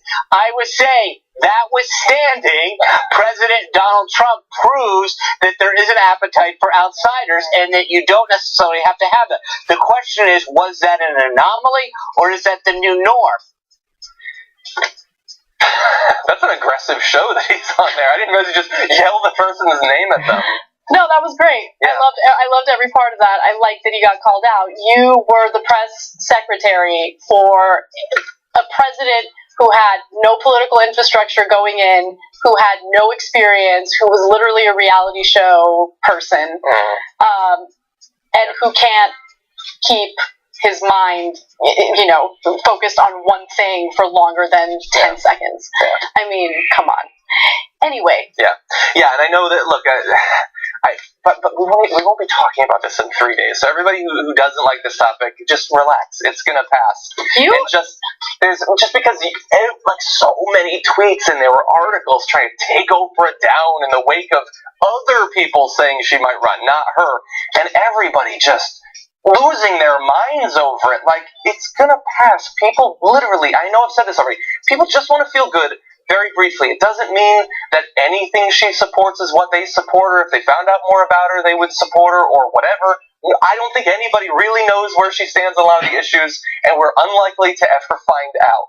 And so, just let people feel good. What are you basing that on, though? You don't know. She might run. I like how you're If she runs, then we will talk about it. But it's years away, even if it happens. I feel like you're getting a little hysterical about this. We've got a ton of elections coming up this year to worry about. I'm going to need you to calm down. Okay. We got to take a break. Hopefully, within that time, John will calm down and stop being so hysterical. And when we come back, we have more news for you, including backlash against Woody Allen. And then later on, we will talk about other news that you do not want to miss. So come right back.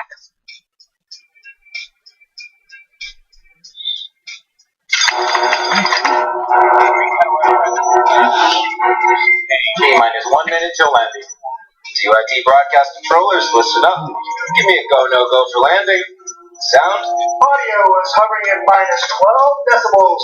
We're go. Streaming? We're go. Camera crew? We're go. Mission control? We're go. Stacks? We're good. Iguana? Sir, we are go for landing. Okay, everybody. I want this to go off without a hitch. Sir, I've been looking over this joke for the past hour, and with the band firing now weeks old, and waiting in English, Johnson, English. What are you trying to tell me? This joke isn't going to land, sir.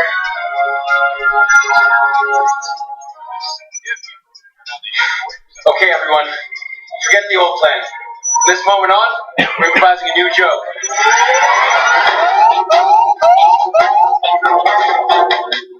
So this is where the show started, and this is where it was supposed to end. Now the joke was supposed to land here, but that's not going to happen, obviously.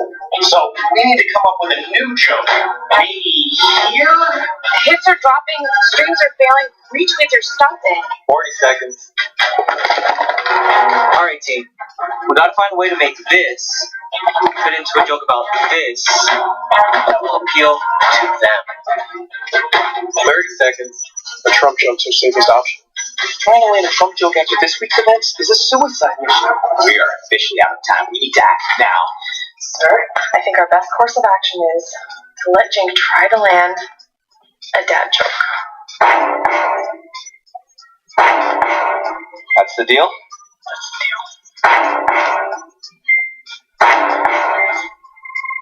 All right, everyone, to their stations.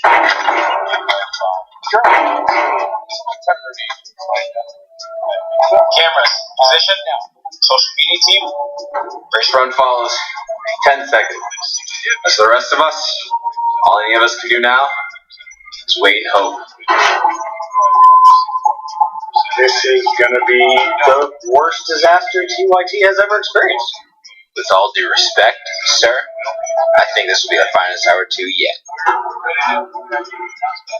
Local government signal. Jink. Everyone, it's been a pleasure streaming with you. The Prime Minister immediately picked up the phone to Putin and said, "You Putin any money in?" Okay, anyway. TYT crew, the joke has landed.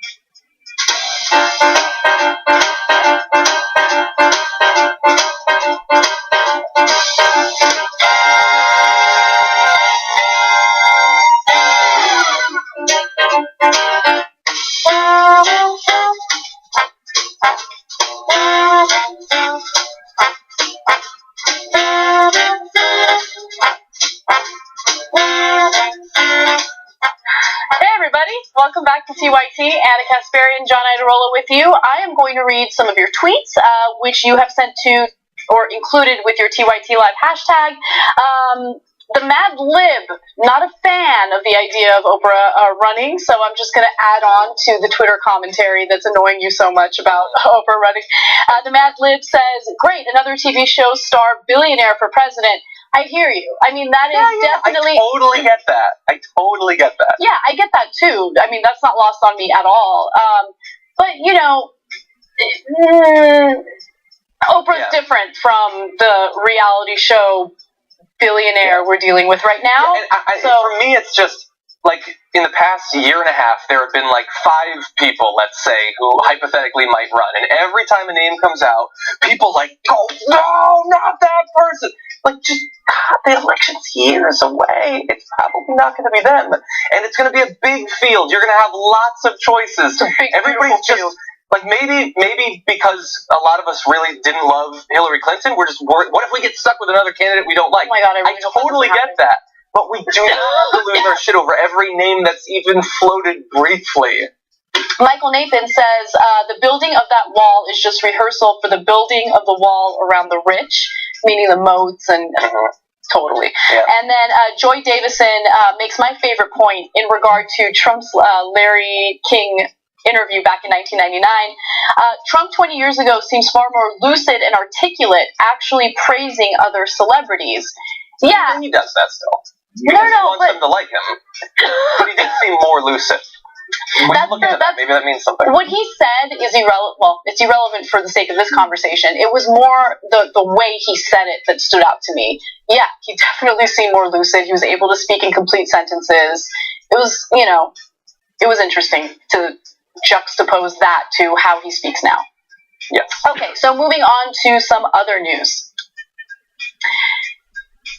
Yesterday during the Golden Globes, or immediately before the Golden Globes, Justin Timberlake had tweeted in support of the Time's Up movement, sharing a photo of himself and his wife, Jessica Biel. But there was a lot of backlash after he posted that tweet, even though he was wearing black and used the Time's Up hashtag. So first, let's take a look at the tweet and I'll explain what the backlash is all about.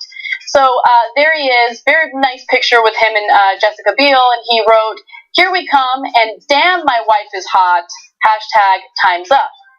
Now, the backlash had everything to do with the fact that he recently starred in a Woody Allen movie, which was released in December of 2017. The name of the movie was Wonder Wheel, which, by the way, didn't get very many good ratings. I have never heard of that movie before. I haven't either. So there's a photo of Woody Allen, and Woody Allen does not have a great past. There have been some allegations against him that unfortunately have not led to any type of consequence or ramification. Dylan Farrow had made accusations decades ago about how she was sexually assaulted by him, and he continues to deny those allegations, but she is sticking to her story, and she is saying that it's disgusting that he hasn't had to pay the price for what he did to her. I'm going to give you her exact statement in regard to this. She said, "I have long maintained that when I was 7 years old, Woody Allen led me into an attic away from the babysitters who had been instructed never to leave me alone with him. He then sexually assaulted me. I told the truth to the authorities then, and I have been telling it unaltered for more than 20 years. So people are upset that Justin Timberlake made the conscious decision to be in a Woody Allen movie recently, while he also now is showing his support for the Time's Up movement. I'll give you a couple examples of the tweets that he's been getting. One woman wrote, "You starred in Woody Allen's new movie. You built a career on malicious misogyny toward Britney Spears. You left Janet Jackson out to dry. This is pure performative fraud." What's the Britney Spears thing? So it was, they had a relationship, and, he, put out a song about her alleging that she cheated on him. I don't know. This is nonsense stuff, but I hear what she's saying there. And the whole Janet Jackson thing, of course, was the Super Bowl performance where, something happened. There was a wardrobe malfunction. Anyway. I blame our sick culture and its view towards nudity more than just on that one. There never should have been a scandal about it in the first place. It shouldn't have been a scandal. But, Woody Allen's recent movie didn't just star Justin Timberlake. It also, very unfortunately, starred Kate Winslet, who... I'm a fan of Kate Winslet's, and I'm kind of sad. Jim Belushi was also in it. And then another actor by the name of David Krumholtz. Yeah. David Krumholtz, though, even though he starred in the Woody Allen movie as well, came out against Woody Allen following the release of the film. Here's what he had to say. Graphic 61, "I deeply regret working with Woody Allen on Wonder Wheel. It's one of my most heartbreaking mistakes. We can no longer let these men represent us in entertainment, politics, or any other realm. They are beneath real men." And, he got a little bit of pushback after posting that, and he responds to that pushback by saying, "I've read this and watched everything. He was a hero, so I was fascinated and didn't want to believe it. I'm sorry, but I've chosen to prioritize Dylan's account over all others, coupled with the Washington Post story and his eagerness to produce yet another tone-deaf film." And so what he's talking about at the end of that tweet is how Woody Allen focuses a lot on films that have to do with, young teenage girls and, sexually explicit content. Wonder Wheel is about a woman who there's a similar theme there. So yeah. Look, I mean, people are allowed to be bothered by the thing that they're bothered about. I mean, I know some people were also mad at him for saying in the tweet, "Damn, my wife is hot." It seems like I don't follow them on social media, but you said that they often, frequently will do stuff like that. So it seems like just a schmoopy, loving couple rather than tone deafness. But can I comment on that for a second? That's his wife. Let his wife decide whether or not she's bothered by that. Yeah. I've gotten some pushback about, the way, like, I took a photo with my husband, and in the photo he has his hand on my butt. Because he's my husband, and I don't mind his hand on my butt. They're like, oh, this is sexist and misogynistic. He's taking ownership of your body. Like, let me decide who's taking ownership of whom, okay? Yeah. No, you're allowed to post that. You're just not a feminist anymore. Okay, sure. If that makes me not a feminist, then I don't care. I get to decide whether or not I'm uncomfortable with what my own husband is doing. No, I think we should do a poll on Twitter. But in terms of coming out against him for being in the thing, in the movie, I mean, you totally can do that, but there's a lot of movies that he's made since people have known about the Dylan Farrow thing. There's a lot of other people like Woody Allen that have had a lot of stars, a lot of male stars, a lot of female stars. And so if we want to include those in the people who are part of the problem, we can totally do that, but we should be consistent. That is a long list incorporating a lot of the biggest names in Hollywood, including people who are getting a lot of credit for other contributions they're making to this movement. I mean, in his case, it's a comment saying time's up and he's supporting his wife and all that. Others are part of the legal effort to help women who aren't famous and aren't rich in similar sorts of situations that have also been in movies like stuff with Woody Allen. So it's a complicated situation. It is complicated, but I do think that one of the silver linings or a more interesting take on this is the fact that, Woody Allen has gone through all this unscathed, at least that's the way it appears. And if this movement is gaining steam and people, A-list celebrities who decide to star in his movies really start to face serious criticism, that could change things. That could change the culture. That could change, a celebrity's decision as to whether or not he or she stars in a Woody Allen film. Because remember, Woody Allen is one of the filmmakers that's had a lot of power in Hollywood, and so whether or not you decide to star in one of his films could make or break your career. And if the culture is now changing and people are holding him accountable and actors and actresses accountable for starring in these films, that could lead to some positive changes. I don't know. Yeah, I mean, as I pointed out in the production meeting, the award that Oprah got, the Cecil B. DeMille Award, he got in 2014. Like, he is still, I mean, that's part of the problem, obviously, is that Hollywood protects its own, but I mean, like, think back to a couple of years ago. If you're an actress and you can have a role in his movie, you could not do it, certainly, and face an incredibly difficult and highly competitive environment to hopefully get another break. Or you could be in his movie and hope to take that, higher status and do something positive with it. So it's been difficult for a lot of people for a lot of time. Wonder Wheel, as you point out, because movies, of course, take years to make, is probably not a great test case. It would be interesting to see who stars in the next one, obviously, one that's cast after this movement, because, of course, Wonder Wheel was cast and shot long before this moment that we're in as a society. Right, so we'll see how it plays out, but I do think it's interesting to see how, people are holding celebrities accountable for the decisions they make in their own careers. Yeah. All right, moving on to some other news that enrages me. I don't know if it'll enrage you guys, but I think this is crazy. Disney resorts in Orlando, Florida have just announced a new policy when it comes to their do not disturb signs. They are doing away with the signs entirely and directing their staff to enter hotel rooms every day if they decide that that's the right thing to do. Walt Disney World has said that they're doing this out of safety concerns.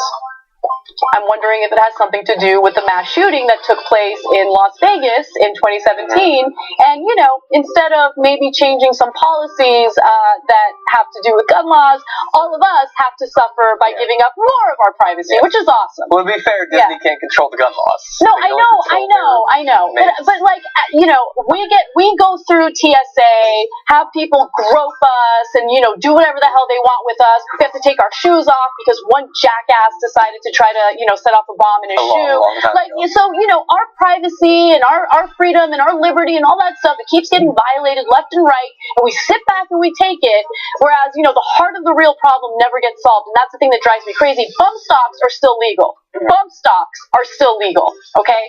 But anyway, let me get to the details of what's happening, because it's not just Disney that's doing this. There are other hotel chains that have made this decision. Walt Disney World has swapped do not disturb signs with room occupied signs at a handful of its hotels in Orlando, Florida. They are allowing housekeeping and maintenance staff to enter the rooms on a daily basis. They will knock and announce their presence before entering it. Look, the reason why this bothers me is because I don't want anyone in my hotel room, period. Period, okay? I don't want anyone cleaning it. I don't want anyone going in there when I'm not in there. I don't want anyone in there while I'm in there. I don't want anyone in my room, okay? And that is one of the more comforting things, being able to put that sign there and know that no one's going to go in there and, look through my stuff. Or I know I'm being paranoid, but I just don't like it, right? I really appreciate and enjoy that privacy, and now that is going to be ripped away from us because of a mass shooting that happened in Vegas. Now, the Orleans Hotel and Casino, located on Las Vegas, Tropicana Avenue, Las Vegas is Tropicana Avenue, along with Boyd Gaming's 23 other properties nationwide, changed its Do Not Disturb policy in late October. Under its revised policy, a welfare check is conducted after 2 consecutive days of a Do Not Disturb sign on a room door. And finally, Wynn Las Vegas also changed its Do Not Disturb policy in October to allow staff to check on rooms every 12 hours. When she's just trying to watch Black Mirror. When I'm just trying to not have some stranger in my room. Yeah, I find it awkward too. I mean, look, I had to stay for several weeks this year in European hotels where the policy is different, and some they just come in. They don't care what you're doing. If you're in the shower, they just come in. It's a weird. Obviously, I think you gave great examples of some of the other things that, because of the shoe bomber, we all have to take our shoes off. 75 billion shoes have now been removed because 15 years ago or so, someone tried to blow up a plane with their shoe. Is there any evidence that anyone else has tried to do that? Not that I know of. Nothing's been prevented. We don't take off our hats. Maybe we should do that, just in case somebody tries to use a hat bomb or something like that. And then think about, so maybe they want to go into the room because this guy in Mandalay Bay was in the room for several days. So we're doing this on the off chance that another person tries to use a hotel room as the place to stage an attack, and also takes multiple days to do it. The chance that this will stop an attack seems impossible. And as I've pointed out on the show before, if there's one flaw to our species, it's an inability to prioritize the things that are actually threats to our lives. We are so focused on trying to stop even the tiniest chance of violence against us, and then we drive while texting, which is far more likely to kill us. We shove food in our face that is going to kill us inevitably. God, we are terrible at protecting our own lives here. Yeah, you're absolutely right. And I agree. About that. Obviously, the solution to some of these problems is banning certain types of firearms, banning bump stocks, whose only purpose is to circumvent the law, stopping automatic fire in rifles and things like that. Unfortunately, we have Donald Trump and the Republicans in charge, so that is not going to happen. But it's not going to happen with Democrats in charge either. Because but there have been gun laws under Democratic administrations. There was an assault weapons ban back in the 90s. In the 90s. Yeah, exactly. And I think that they, since then, have been far too weak on this. But literally nothing. Well, not nothing is going to happen to the Republicans. They will loosen the gun laws that we have right now. They will. Look, I am tired of everyone's quality of life deteriorating because we are fearful of gun violence, we are fearful of terrorist attacks, we are fearful of things that are legitimately worth being fearful of. But instead of actually addressing the root of these issues, we go ahead and put a little Band-Aid on a gushing wound. And the Band-Aid, an incredibly annoying Band-Aid. And the Band-Aid is, it hinders our freedom and our quality of life. I want to be in a hotel room without worrying about some person walking in every 12 hours to make sure that I'm not a crazed gunman. You see what I'm saying? Yes, I would say on the list of freedoms we've given up that we should not have and we shouldn't have had to, I would rank this low. but it is on the list. It's maybe it's the straw that broke the camel's back for me. Maybe. But I You should check on that camel every 12 hours. A welfare check for the camel. Well, we are unfortunately running out of time, and I do have one more story for you, so let's We don't have one more break? it. Do we have one more break? No? Okay, maybe I'm wrong. It's been a while since I've been in the second hour. Okay, one more story for you, and then unfortunately we have to call it a day. A Memphis megachurch is backing one of its pastors who was accused of sexually assaulting a 17-year-old back in the 1990s. Andy Savage is the name of the pastor in question, and he is currently employed at High Point Church, which, again, has decided to stand by him despite these terrible allegations. Now, the allegations were from a woman by the name of Jules Woodson, who said that she was assaulted by him when she was only 17 years old and went to the same church as him. He was a youth pastor at that church at the time. The woman identified as Jules Woodson said the incident with Savage occurred in 1998 when she was a senior in high school. One night, Savage offered to drive her home after a church event, but took a detour without her consent or knowledge to a deserted, forested area. Savage unzipped his jeans and pulled out his penis. He asked me to suck it. I was scared and embarrassed, but I did it. I remember feeling that this must mean Andy loved me. He then asked me to unbutton my shirt. I did. He started touching me over my bra and then lifted my bra up and began touching my breasts. After that, apparently, he panicked and realized that it could get him into a lot of trouble. He got out of the car and begged her to never tell anyone, asked her to take this to the grave with her, and then it really hit her that what he had done was wrong. Woodson said that she was consumed by fear, shame, anger, and hurt. She decided to tell church leaders about the alleged assault, but they engaged in a cover-up to protect my abuser and the image of the church. So he admitted to doing what he did, and he says that he's super remorseful about it, but that church, brushed it under the rug, and he was no longer working there.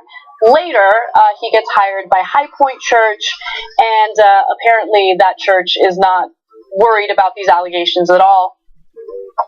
Let's go to Graphic 74. A direct statement from the megachurch was, on behalf of the elders, pastors, staff, and trustees of High Point, I want to affirm that we are 100% committed to Andy Savage and his continued ministry at High Point Church. I was and remain... So that's what was said about the situation. Another part of the statement was, this information is not new to me or to our leadership. Basically, if you think this is a serious thing that we should consider... Already considered it, don't care. Yeah. Yeah, well, I mean, it certainly fits in with a pattern of behavior across the country and across the world for the past few decades. I mean, they almost never seem to actually care when it would be relatively easy to throw some of these people aside to show. I mean, they want to demonstrate that they are, morally right, in some cases morally superior. You've been given opportunities to do that. They just choose not to take them, unfortunately. Do you have the thing about the other sexual assault? Go ahead, you can talk about it. Apparently, church affiliated with High Point Church back in 2016, they were accused of covering up alleged cases of sexual abuse by Chris Carwile, a former youth pastor who worked for a different church that was affiliated with High Point. So I guess after the first time, if you were going to do anything, it would have been then. Second time, maybe it doesn't bother you as much. The sexual assaults and the predatory behavior within the Catholic Church was such a big story, and really tainted the image of the Catholic Church. And I feel like we've learned nothing from it. This is just a small story under the radar. I don't even remember how I came across it, but it was just shocking how brazen, High Point Church is in regard to these allegations, which, again, the pastor, Andy Savage, has confessed to. But he's saying, well, I'm remorseful, and, I asked for redemption, and Jesus gave me redemption, so it's fine, it's fine. I want to give you his exact statement. He said, I was and remain very remorseful for the incident and deeply regret the pain I caused her and her family, as well as the pain I caused the church and God's kingdom. He also alleged that he called the victim's family and asked for forgiveness, and the victim said no, that did not happen. It didn't even happen. Yeah. That would have been weird if it did. So what's interesting about this is, while we've been talking on the show today about this moment that we're in socially, where we're trying to fix some of these long-standing issues where women are harassed and assaulted.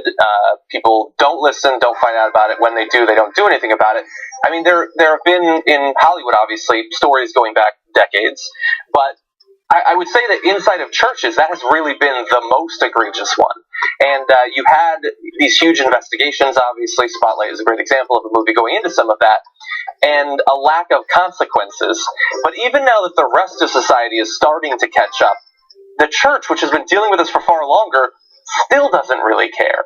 And I think I go ahead, finish, because I would say I think one of the problems. Look, I don't know inside of this particular church. I mean, there's two ways that this guy can go down. Either the leadership can throw him aside, or the people out on the in the pews could turn against him. They could choose to do that, and it looks like the news is going to be out there. I don't know those people. I don't know the church. Maybe they will. Maybe they won't.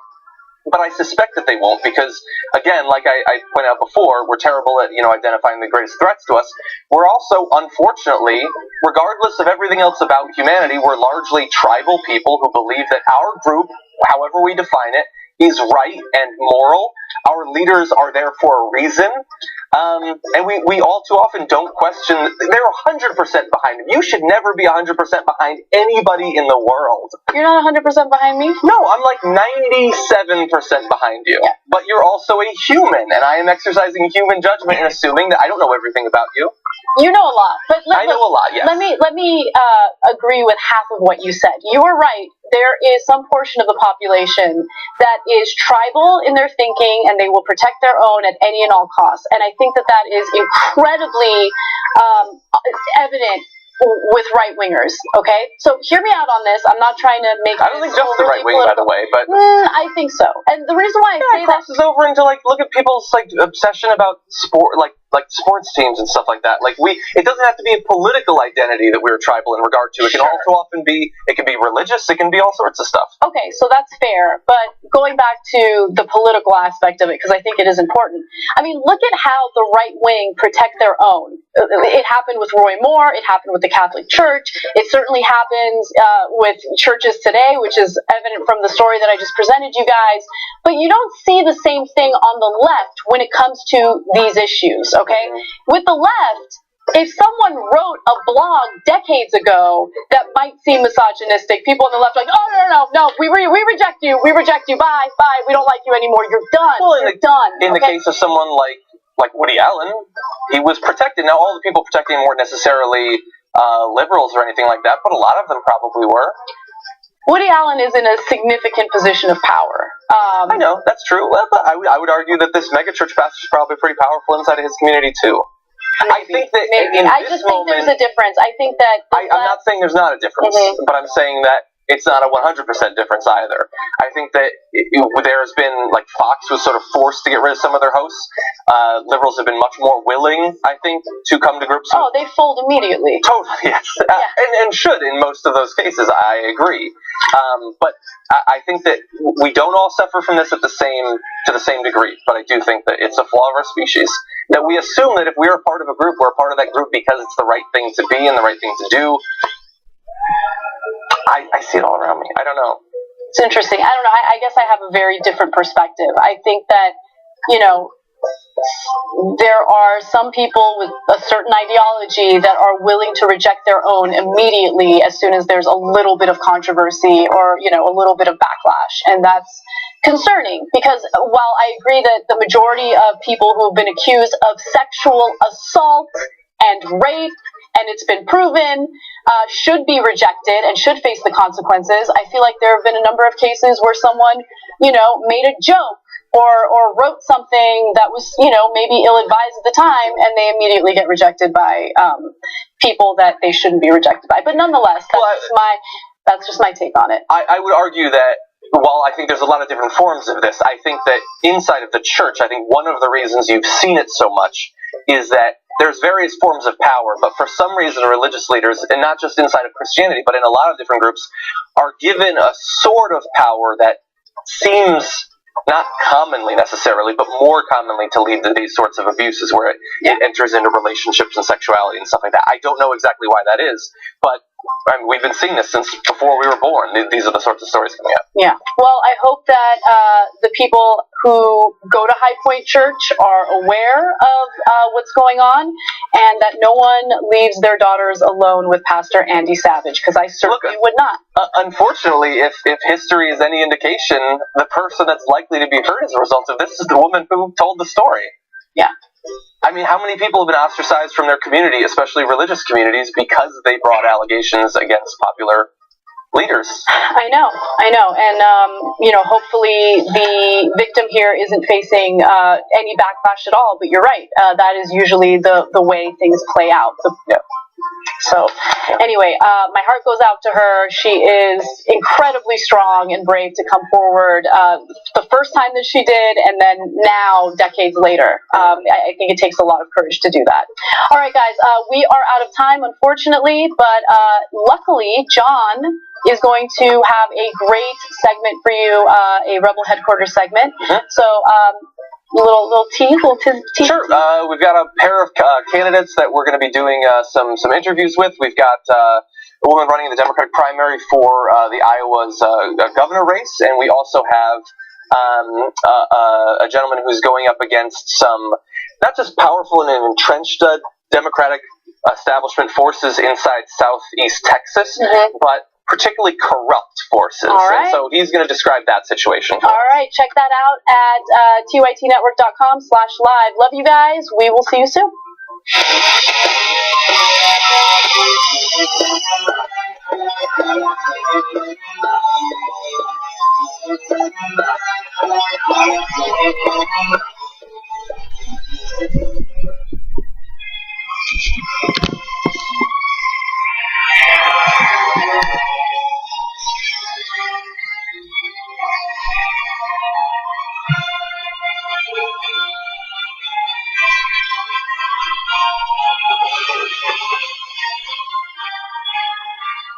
Final Fantasy 15. Download and play now. Free from the App Store.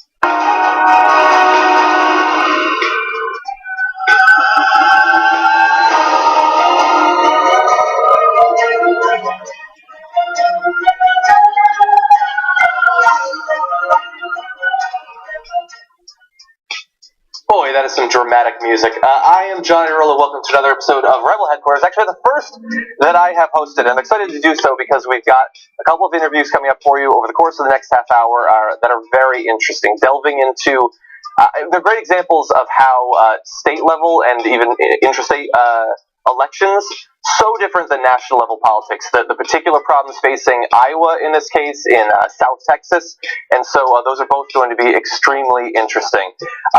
The first, without further ado, why don't we jump into a talk that we want to have with Kathy Glosson, who is, I believe, on the line right now, and is going to be running in a fairly crowded Democratic field in the primary for the Iowa governorship.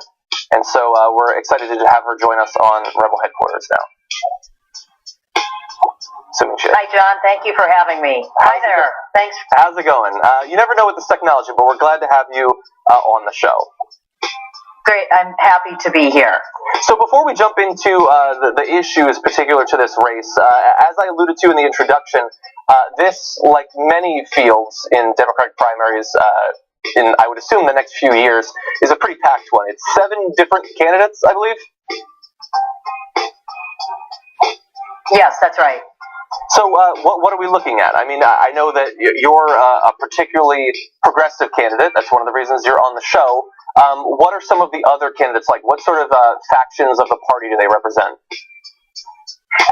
Well, we're looking at a cluster of candidates that are mostly centrist, middle-of-the-road Democrats. Mm-hmm. And I'm the most progressive Democrat that's in the race. And it's we have a great plan and message, and that we're building movement around here in Iowa to turn things around a bold progressive agenda. So I read an article, I believe, in The Nation about your candidacy and how you, I think, like a lot of progressive challengers out there right now, are organizing a grassroots sort of network of volunteers who are helping to spread your message. And one of the things that interested me, while that is unfortunately a fairly new approach, I'm glad that it's happening, what you're using them for, as described in the article, is pretty old-fashioned. It's that you want to use them to go out there and engage people, not people who already agree with you on the issues or with me on the issues necessarily, but to actually persuade people, to bring people over in one-on-one conversations about issues like single-payer health care and your experience with unions, things like that. So how is that going so far? Well, we have a grassroots movement that's adding thousands of supporters as we continue to mobilize around our core issues, and that's one of the reasons that I decided to run for governor. The number one job of a governor is to raise wages and improve the standard of living for all the people of Iowa, and our plan is around these core ideas and issues, which are creating a universal single-payer healthcare system here in Iowa that covers every Iowan. Raising the minimum wage to $15 an hour and doing it fast, and making sure that no Iowan that works full-time lives in poverty. And then the third thing is making sure that making it easier for workers to have a union or an employee association wherever they work. And those core bold issues will dramatically improve the lives of over 1 million Iowans if we take these bold progressive steps. We need to give people a reason to go vote again and have a voice in state government, and that's a grassroots movement of activists who will lead this campaign to a winning conclusion.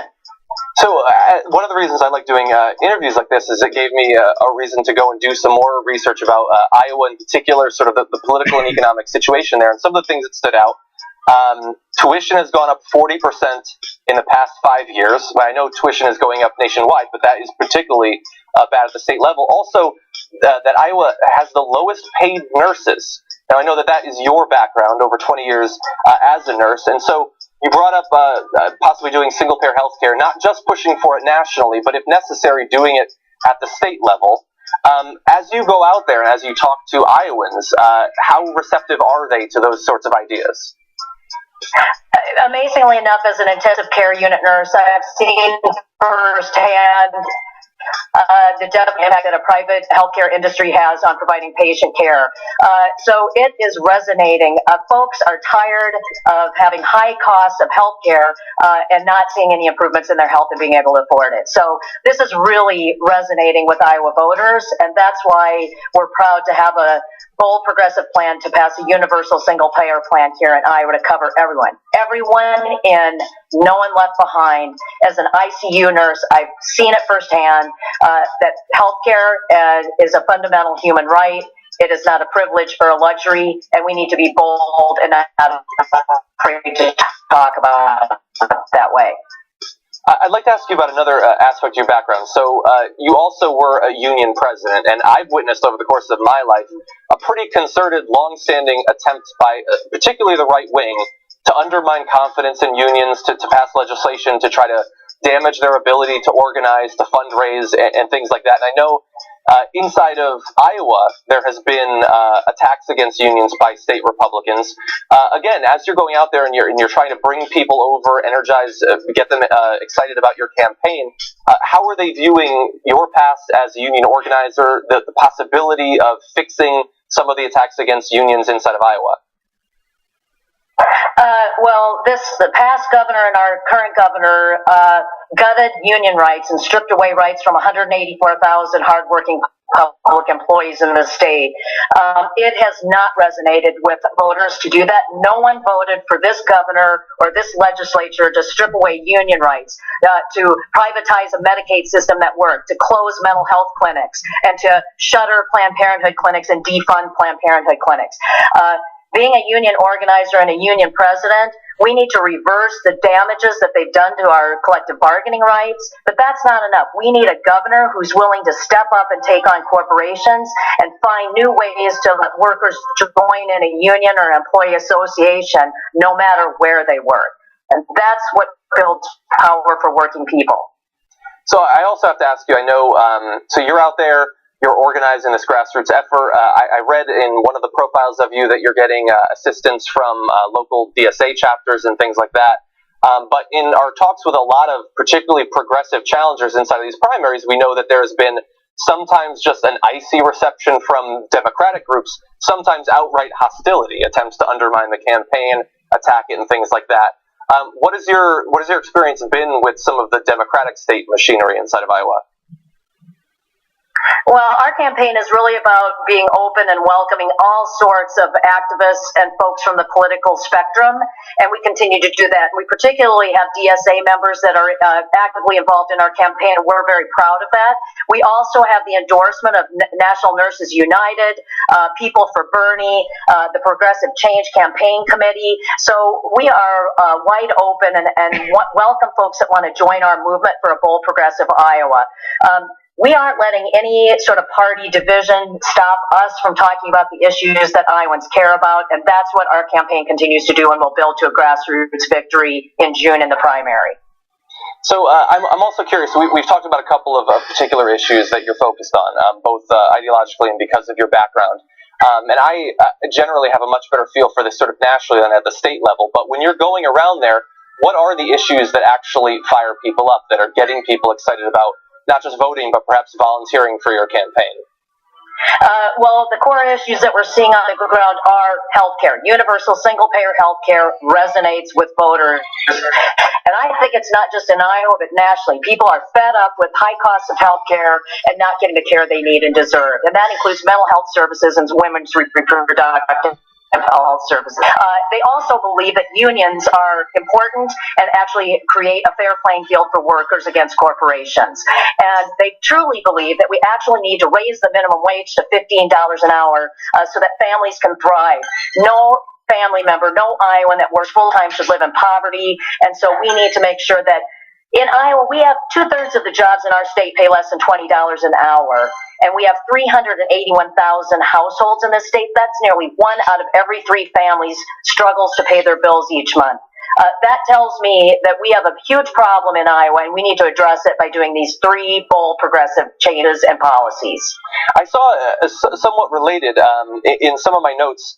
that 4 Planned Parenthood clinics have been shut down inside of the state. That's something obviously we're seeing in a lot of different states. I mean, I know while I was living in Texas, there was a concerted effort to shut down as many as possible through manipulation of state law and stuff like that. What can be done if you win to help reopen access to places like Planned Parenthood for some of the women and men in Iowa? Yeah, exactly. We will fight to reopen any closed Planned Parenthood clinics as much as we possibly can and fund Planned Parenthood. However, if we pass universal single payer health care, we would be able to cover women's reproductive rights no matter what. And that's why that's so important to have this conversation. We can argue back and forth about, what we think is best, but single payer is the only way that we're ever going to achieve what we want to achieve and cover every single Iowan with adequate, affordable health care that meets their needs and doesn't have them worry about how they're going to pay the bill at the end of the day. And that includes women's reproductive health. And we need to reopen the Planned Parenthood clinics and make sure health care services are met by the thousands of Iowa that lost those services under this Republican regime. So one more question for you. One of the interesting things about these state elections, obviously, is that different states have very different ways that they run the elections. And so it looks like Iowa's path is particularly complicated. So if you could briefly explain, how is it actually going to go down, this primary? Well, first we have caucuses on February 5th, and so we're gearing up for getting our folks out to the caucuses. And then after the caucuses, the June primary is June 5th. We'll want to win that outright. The candidates running, one of the candidates has to achieve at least 35% or more of the vote. If that's one of the candidates achieves that level, which we're planning on doing in this campaign, will be the nominee that will take on the Republican candidate on the Republican side of this campaign. So we're fully focused on getting our folks activated and out, door knocking and talking to folks, making phone calls to talk about our bold, aggressive, and bold progressive agenda. Okay, well, so maybe not as complicated as I thought, thankfully, and it looks like you got it at hand. I know you must be really busy with the upcoming election, so thank you for making time to come on Rebel Headquarters. Yeah, thank you so much for having me and talking about the important issues that we all need in our country and in our state. Thank you so much, John. Thank you. Okay, guys, that was awesome. We had I know that I got to go to break, but we have in Texas, the primary system is called the Texas two-step, where we have at the same time both caucuses and a primary. It's amazing. I mean, they're the laboratories of democracy, but it can be very confusing if you're especially moving around the country and trying to stay engaged in the democratic process. But hopefully people will be engaged in this particular election in Iowa. We are going to take our first break. When we come back, we've got another candidate who's going to break down some of the political long-standing corruption in South Texas. That'll be after this.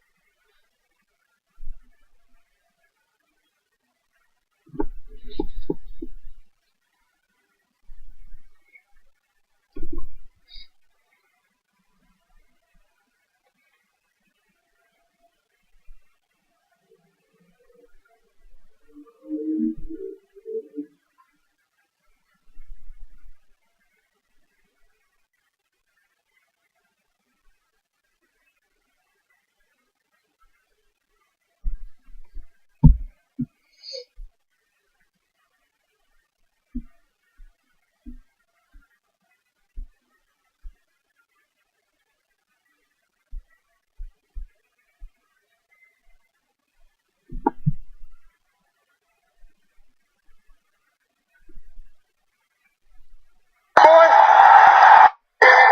Seth Rollins, get your ass out here, boy.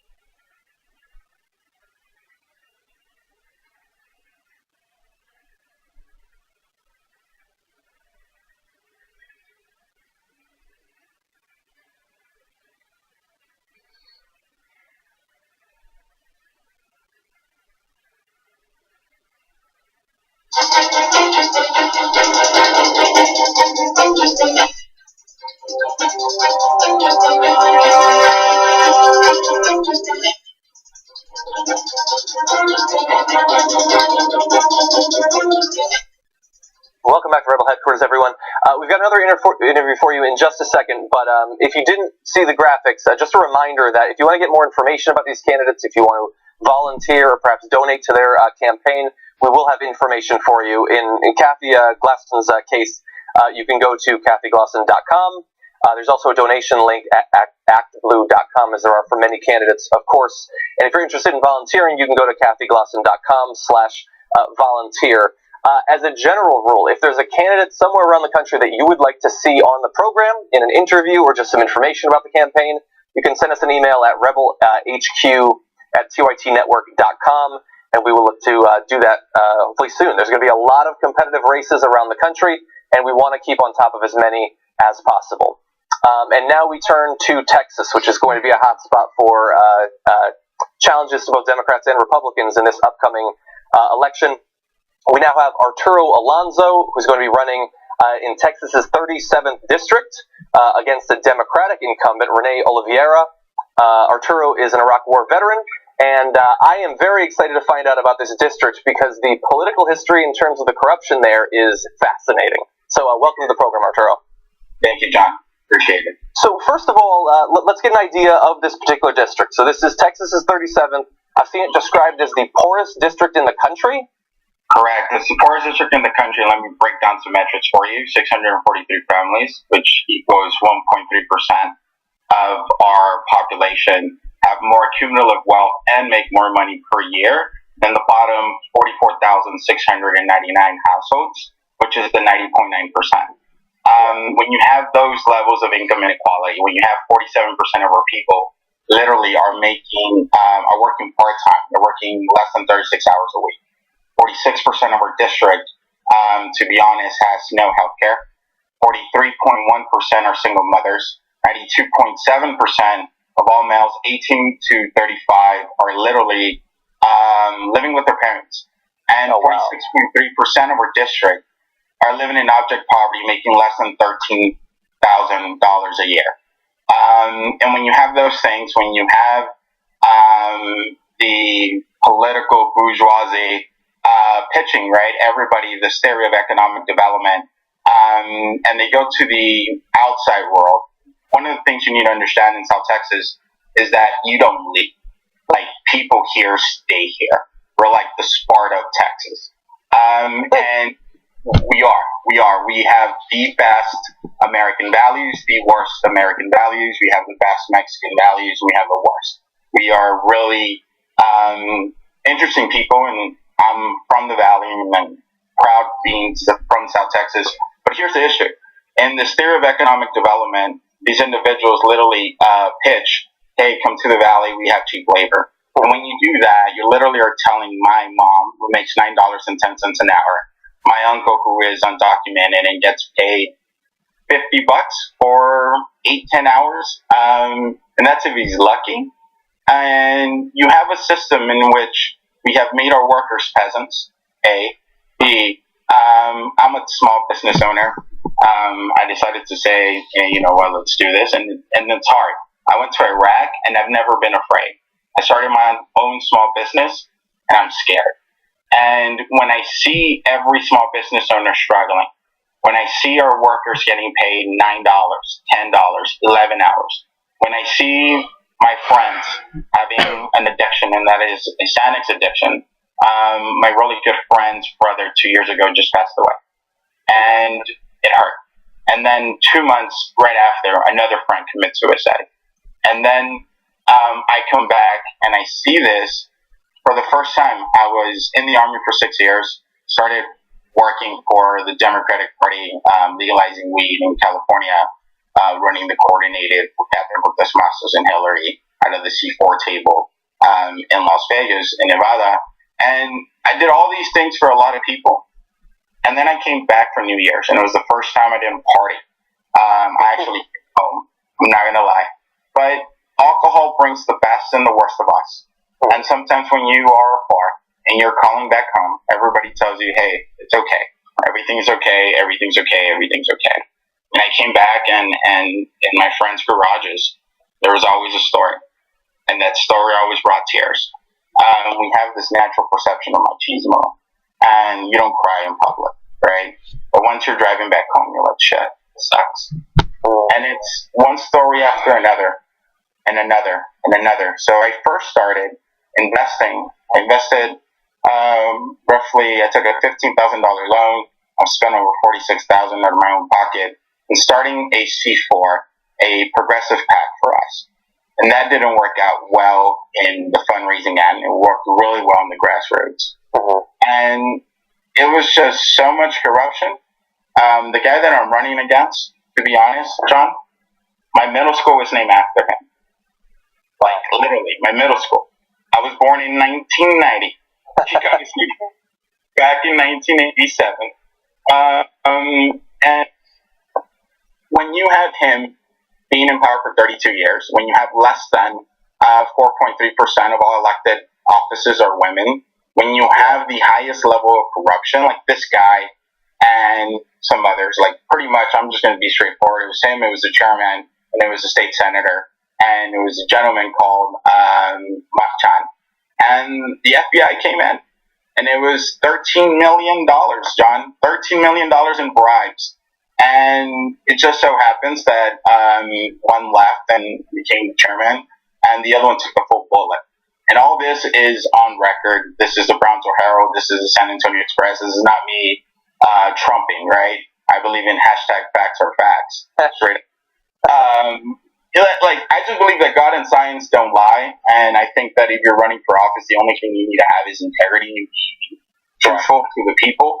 But it's this guy commits suicide, man. Jumps off the bridge of the island. Right after that, his daughter commits suicide. When you look at the total campaign contributions, like, if I run, which I am doing, and I win, I'll be the first one in the valley who takes no money from any super PAC or special interest group.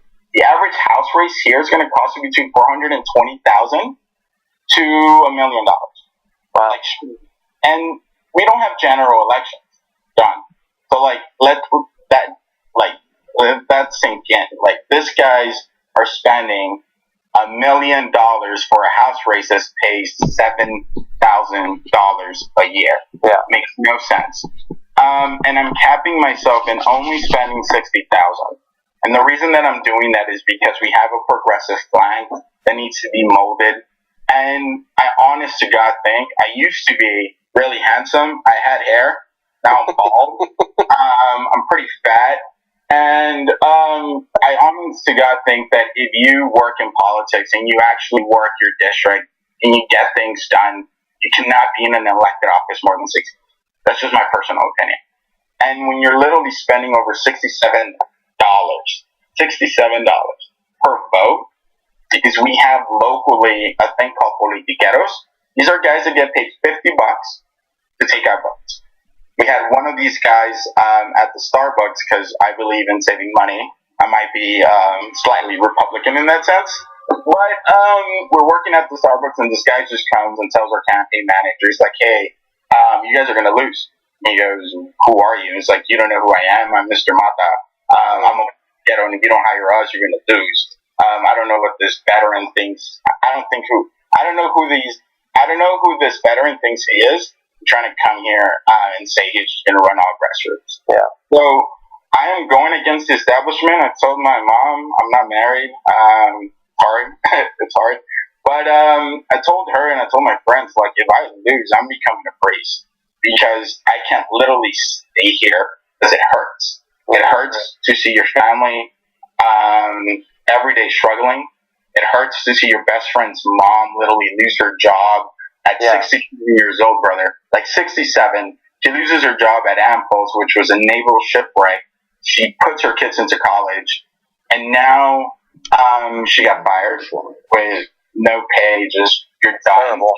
And she's cleaning houses, John, cleaning houses in San Antonio. They lost their home. And welcome to Texas. Yeah. No, that's very hard. And you're going around there and you're actually hearing the stories of these people that you know in a lot of cases have grown up with, and it's entirely possible that some of their elected leadership is not really that familiar with it. I wish that we had more time to go through, especially some of the details of the corruption in that region. It's just amazing. People should definitely look it up. But we do have to go. But I just wanted to say, if people are interested in finding out more about your campaign and perhaps volunteering, you do have a website, alonzofortexas.com. and alonzofortexas.com/donate if you're interested in doing that as well. I wish that we had more time, Arturo, but best of luck to you. I was actually just in the Valley as well in Sullivan City, and that's what I had heard too, what you said early on, that the people that are born there don't generally leave there. But in some cases it's for the best because they need their best to stay and improve the situation for people there. So thank you very much for coming on the program. Thank you, John. God bless you. Thank you. Okay, guys, I wish that we had more time to talk. Unfortunately, it's just a half-hour show, but thank you for joining us, as always, on Rebel Headquarters. As I said before, if there is a candidate that you would like to see featured on the program or something that you think needs to be talked about in advance of these elections, you can email us at rebelhq@tytnetwork.com, and we would love to get your feedback on that. So thank you for joining us, and we'll see you on tomorrow's episode.